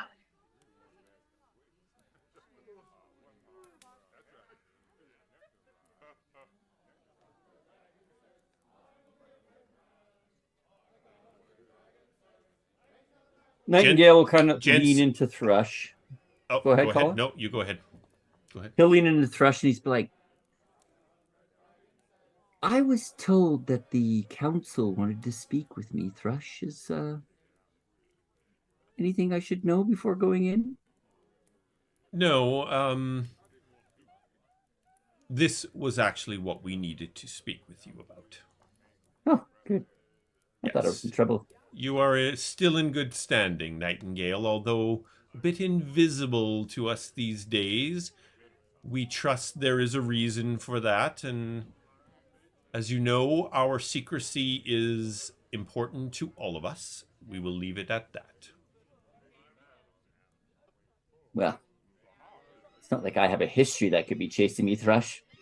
No, indeed. Well, if I can vouch for my friends, and I will take this opportunity, Thrush, if we're going to find something, it is with these folk that we will find something. If you only knew, and we had the time to tell you about securing Tionchar Winery, which was my first mission, I must say. My God! Talk about out of the frying pan into the fire. I've been here, there, everywhere. It's been quite fun, actually. Been a ride. Indeed, Douglan. Is there anything else then? I will assume you will depart within a few days. Nightingale, if you could report back to us when able. And good luck in your search. Before we part, Thrush, Yes. does the Penumbras have any information of an individual named Onyx being in the city?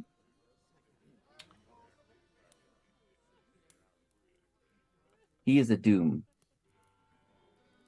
I am familiar with one, a member of the Dooms that calls himself Onyx. I have no recent intel on him. And my last question for you. Oh, sorry. Go ahead, No. Thrush. I inquire, or Yes, as long as we're in town here, if they can safely find out anything about his whereabouts or anything, we'd love to hear it. We owe him a bit of a favor. Or I shouldn't say a favor. information on the Dooms is not easy to come by. They Yes. They are like shadows in this city. It would take me some time to learn anything on the potential of Onyx being in the city. True enough, and we don't have much time. That's okay. If you do hear anything about him or where he may possibly be, if you could get it to me, that'd be great. I will do my best. I guess we owe him a grudge. Blood for blood, if you know what I mean. Well, gentlemen, my business here is done. Excellent. Back to... I look forward to hearing from all of you on what you find out about Ren. Indeed. And we depart. All right. And see. You head back out into the hustle and bustle of the city. As much as I hate to do this, I need a quick bio break before we finish our I won't last say no. our last half hour Before you wrap it of up. the night. Sure. So we will take another real quick break and then finish her off for the night. Okay, we are back after a very short little bio break. Thank you, everyone, for that. It's gonna Thanks to our sponsor, Toilet Friend. Toilet. All right. So you leave the Penumbra College with an agreement between yourselves and Thrush that in exchange for you going to look for Ren, the Penumbras will owe you a assistance as well. It is still, it's late morning now, getting up towards noontime. You've left the library, traveled to the college. You're now standing outside of the college. Where else shall we be going? Well, if I remember correctly, I do believe that Captain Barlow was trying to arrange a noonish meeting with Skyshield, so we should probably head back to the shipyard because it said it was pretty close to there. So, Yep, it was close to there. Yeah. That's where we You should go. hail another silver piece coach, which Oh, takes you back Douglan's got down it. to Douglan's got it. which takes you down to the shipyards, pulls out his change chest. and He's got it around his neck. Hang on, let me get it. just let me get that, like Flavor Flav and his giant clock. Douglan just wears a chest around his. So you arrive back at the ship down at the docks. Captain Inquire Barlow. with the captain. Yeah. There is minimal complement awake on board the ship. The vast majority of the crew took some shore leave last night and staggered back to the ship early this morning. So there is a minimal complement. Captain Barlow is sort of pacing the deck, waiting for your return. You depart your carriage, and the captain comes up to you. I was able to arrange a meeting with the High Commander, and we should depart at once. Oh, very well. There's certainly a lot of renovations going on around here, isn't there? Ships are always worked on. Indeed. All right, we're gonna go to this meeting then.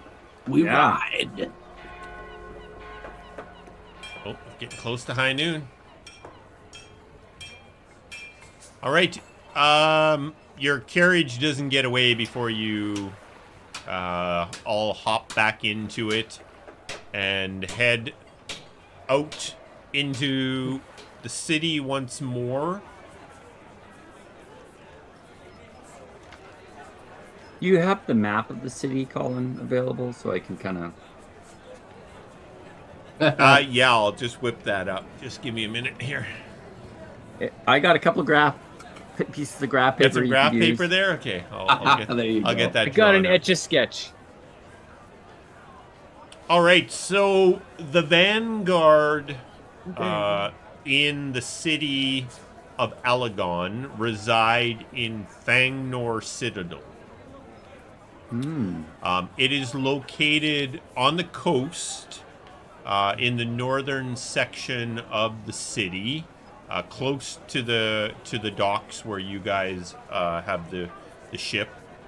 And as you know, Fangnor Citadel is also the headquarters for the Vanguard High Command. So this is the center point of the Vanguard world. Fangnor Citadel, as you heard before, the commander here is Aramon Namoli. He oversees the Vanguard in the Kingdom of Alagon, with High Commander Dragana Skyshield. She's the current leader of the Vanguard, so she's the top dog of the Vanguard currently. Captain Barlower met with he relays this to you as you're traveling by car by the carriage. So he met with Commander Aramon. Together they were able to arrange an audience with the High Commander.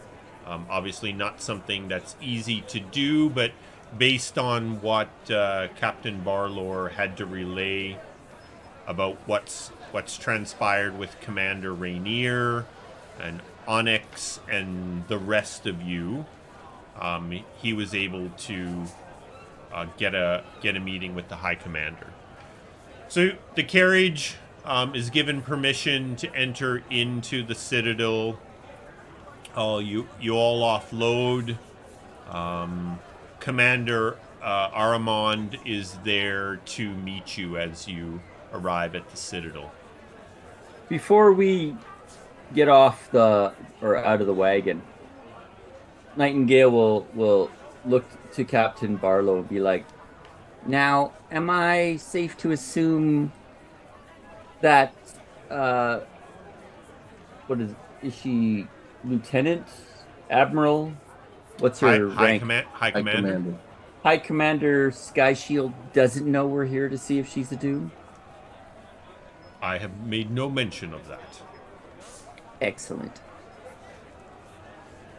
Well then, let's go test the waters, shall we? Indeed. You disembark the carriage. Commander Aramon is waiting there for you. Good afternoon, everyone. I would like us to head to meet with the High Commander immediately. I am sure Captain Barlower has updated you. And we will ask that this meeting is kept as quick as possible. The High Commander is very busy, and she does have other matters that will need to be attended to. We can assure you it won't take any longer than it needs to be. The commander takes you through the Citadel to a private meeting room where you are, the doors open. You enter into the room. Standing on the far side of the room, sort of looking out the window, is a Elven lady. Based on her dress, or not her dress, but her armor she's wearing, it looks like it's more ornate than the other commanders, giving you sort of the immediate impression that it's by design that this is the High Commander. Dragana turns. She looks at all of you and, Commander, I will not need your assistance with this, thank you. Commander Aramon looks a bit taken back by this. Of course, I will wait outside. And he leaves, closing the door behind, leaving the 6 of you. The High Commander, please everyone, take a seat. It's like a round table kind of thing, or Yep. like Yeah, there's a big meeting table in the right. center of this room. Yeah, Douglan's gonna kind of take the lead. stand up. Maybe like casually touch his honorary Vanguard pin. Just saying, you know, just Got it out of a cereal I don't know box. if you noticed. Yeah, just Honorary saying. captain over here. Just Yeah, Anyway, hi, Commander. First of all, thank you for taking the time to meet with us. We wouldn't have bothered you unless it's of great import, but you'll excuse me for getting right to the point. I hope you appreciate that, but I'm not sure if you're aware, but there's been some infiltration into the Vanguard that is, well, it shook me to the core, as well as Captain Rainier. And that's why we requested a meeting with you. Although I did not get an opportunity to speak with Captain Barlor myself, the commander did update me on their discussion and the concerns with Commander Rainier being a doom. Correct. I assume this is the meat of the reason you are here? Meat in the bone. Then, as you said, let's cut to the chase. What is it you would like to talk to me about? Well, we requested this of Barlor, and he agreed to it. But if you would allow me to, perform with the assistance of Gath, we can see the truth of it. If you would allow it.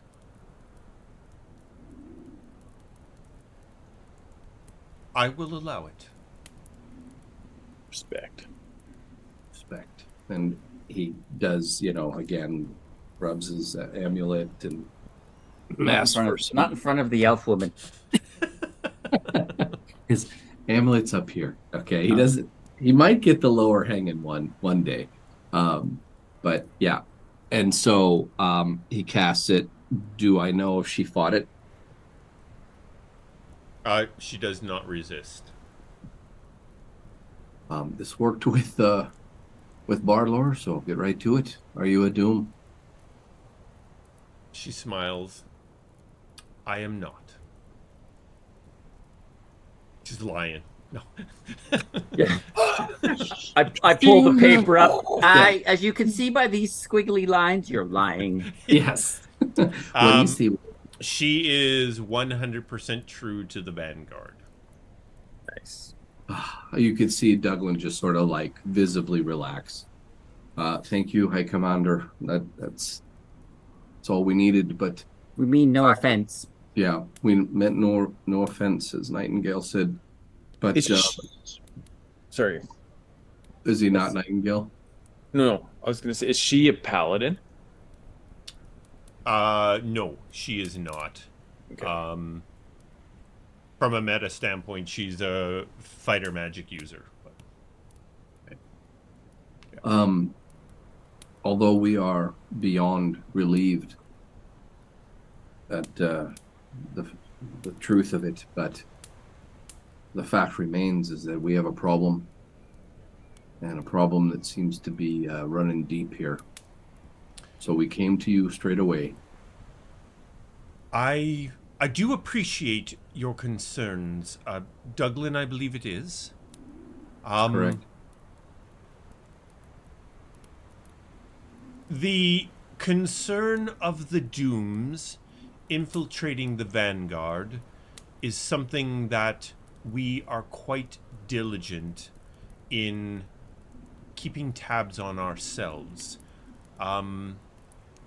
Regular precautions are taken to ensure this does not happen. Precautions much like you have asked of me this day. So I hope to some degree that will put your mind at ease. I have suspected for some time that Commander Rainier had joined with the Dooms. Unfortunately, I was having difficulty finding the evidence I needed to confront him. I had cut him out of important decisions, even going so far as to feed him misinformation that I hoped would get back to the Dooms. It had become a bit of a cat and mouse game as I began to suspect that the commander had begun to suspect me.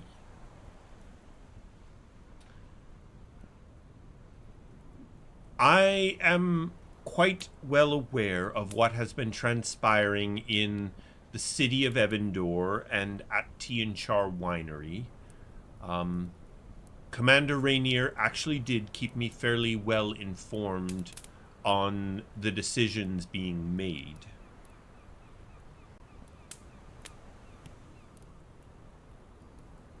Is there anything else that I could help you with today?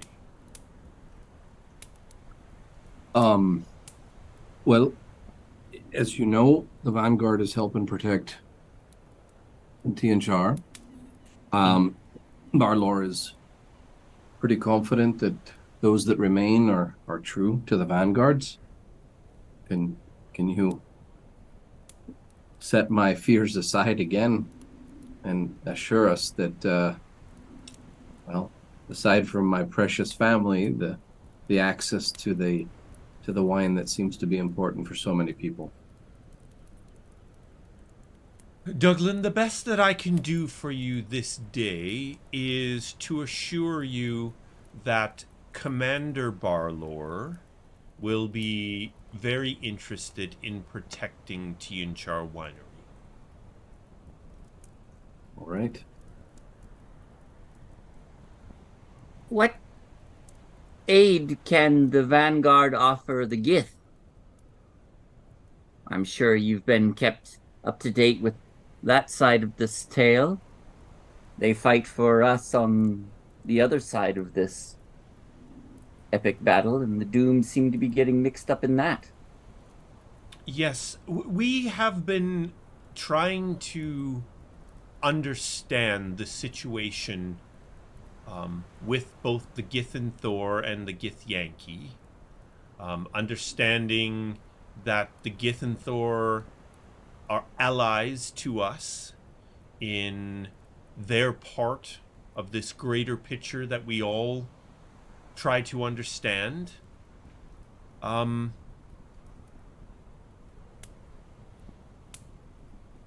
Until the Githyn Thor reach out to us, I'm not sure what else we can do for them.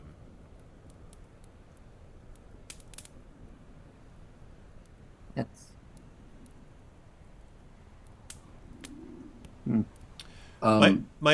sorry to interrupt. My understanding from Commander Barlor is that Onyx was involved with Commander Rainier. Is that correct? I was going to ask you about if you knew the whereabouts of Onyx. We do not know the whereabouts of Onyx. We know of him. We know that he does spend a substantial amount of time in the city. But as with his boss, Chaos Watcher, it is difficult to know where they are or what they are doing. We reside in this city with them and have so for decades, and they elude us. Every time we think that we have them, they disappear.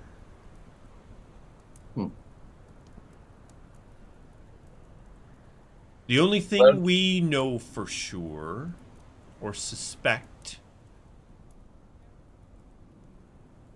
nothing is for sure with these people, but we have good reason to believe that Chaos Watcher is an elf.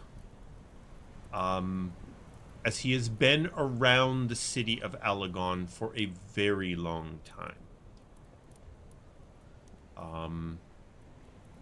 But we have nothing solid to go on.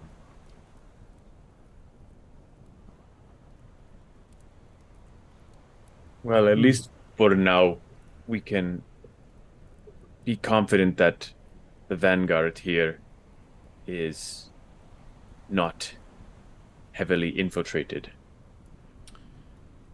If there is any place in Emathan where I feel confident that the Vanguard are who they say they are, it is here at the Citadel.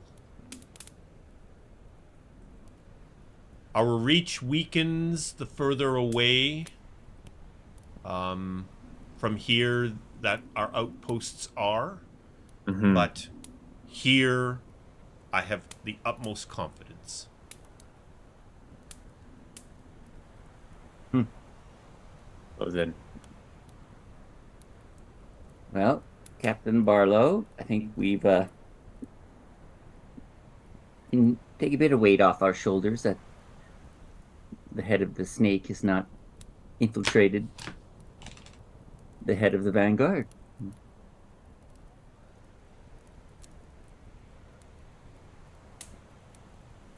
I guess that concludes our meeting, right? Yeah. Is there anything else that I could assist with? You know, it might be outside of your territory, but do you guys have contingent in the Sea of Sand? The Sea of Sand is not a region that the Vanguard operate in. It is very sparsely populated, mostly by tieflings who prefer to be left alone there. Well, anyway, hopefully it doesn't become our problem. But yeah, the Iceborne orcs seem to be paying a lot of attention. And I just thought I'd make you aware of yet another threat that might threaten the protected lands. Side note, sorry. Ren was where? Where did we lose her? At Vuland. The last known location for her was Vuland in the Sea of Sand. Got it. Okay. Yeah, she's on Vuland's on the coast of the Sea of Sand. Got it. And we don't have any Vanguard contacts there. Okay. Nope. No, I think that's it. I have been following your story as closely as I could. On Twitch? Yes, I subscribed recently. I understand that you are deeply involved in what is ever transpiring with the Dooms. Your involvement at Tionchar Winery with the Githyanthor. There is more story that is wrapped around you than maybe even you understand at this point. My point here is I want to offer the help of the Vanguard in any way that I may offer it. I am going to make you all honorary Vanguard captains.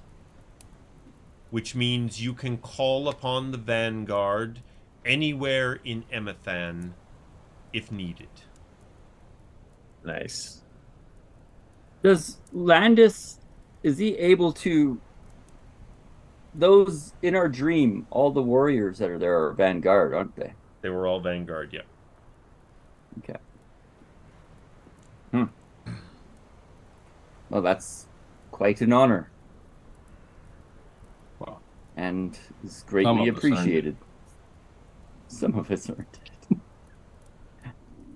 Not quite so special now, are you? Yeah, Douglan's kind of no. Well, So we with hope that, to never have to she- call on the Vanguard. She stands. She walks around. She, from somewhere inside her pockets or whatever, she produces the amulets that were given to Douglan earlier by Commander Rainier, and you now each. I'll give you each an amulet. They're little stars that say deputy. And did you Perfect. see her pants had these pockets? So, hey, Amazing. Before we leave this zone, Yes. it's a 15-foot radius that all of us were in. Nope, I was standing just outside of it. Nope. Douglan goes over and puts his hand on Landis and says, "Well, let's see if he saves." For what? Charisma. What am I doing?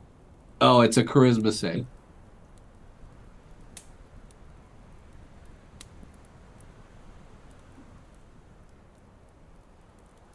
Darn it. He saved. Oh, wait. What's my spell DC? Hold on. 2 + 3 is 5. 13 probably. Yeah, probably. I don't know what my spell DC is. Unless you don't want to fight it. Fight what? Well, he was just going to ask you under the zone of truth if you fancied Zerelda. Really? You don't have to tell. You don't You have, don't have to, to answer. answer. It's not. Yeah. It doesn't compel you to speak. No. But I would Yeah, know you if can we're still lying. talk around the truth, right? You don't even. You just not answer. You just don't even have to answer. It just detects that whether If you're you lying. lie, Or not. Yeah. if you lie, you'll know Yeah. you lied. Yeah. I'm not going to answer that, Not doing Douglan. that. Does he turn red? I would like to make a perception check. If that's the road, maybe I make a suggestion using the suggestion spell that you never try this again. Yeah. Well, that'll Yes. last one round. Go fit. Now, if you had, what was it? Geese? That it's like it lasts for like a long time. I forgot what spell it was. Yeah, I think that's right. Gas or whatever. Yeah. Yeah. GEAS. Yeah. It's like Anyways, you have to go on a quest or something. our But anyway, meeting is concluded. Your a little- meeting is concluded. You bid your farewell to the High Commander, and you meet the Commander Aramon, and you head back outside, and that is where we will conclude today's session. You are climbing back into the carriage and we'll say you're headed back down to the ship, and we'll pick up with your being, well, wherever you want to go in the carriage for next session. We'll pick up from there, wherever you decide you're headed. Sweet. I said it several times. I want to make sure you guys picked up on it. It was Commander Barlore she kept Yeah. referring to. Ha. Not captain. Not captain. So he has been promoted to the commander for the Evendor region. She's Cool. just throwing around promotions everywhere. Oh yeah. You know, Jeez, Douglan. And some people earned them, eh? captain here, captain there, whatever. All right, gents. Fantastic first night back after so long.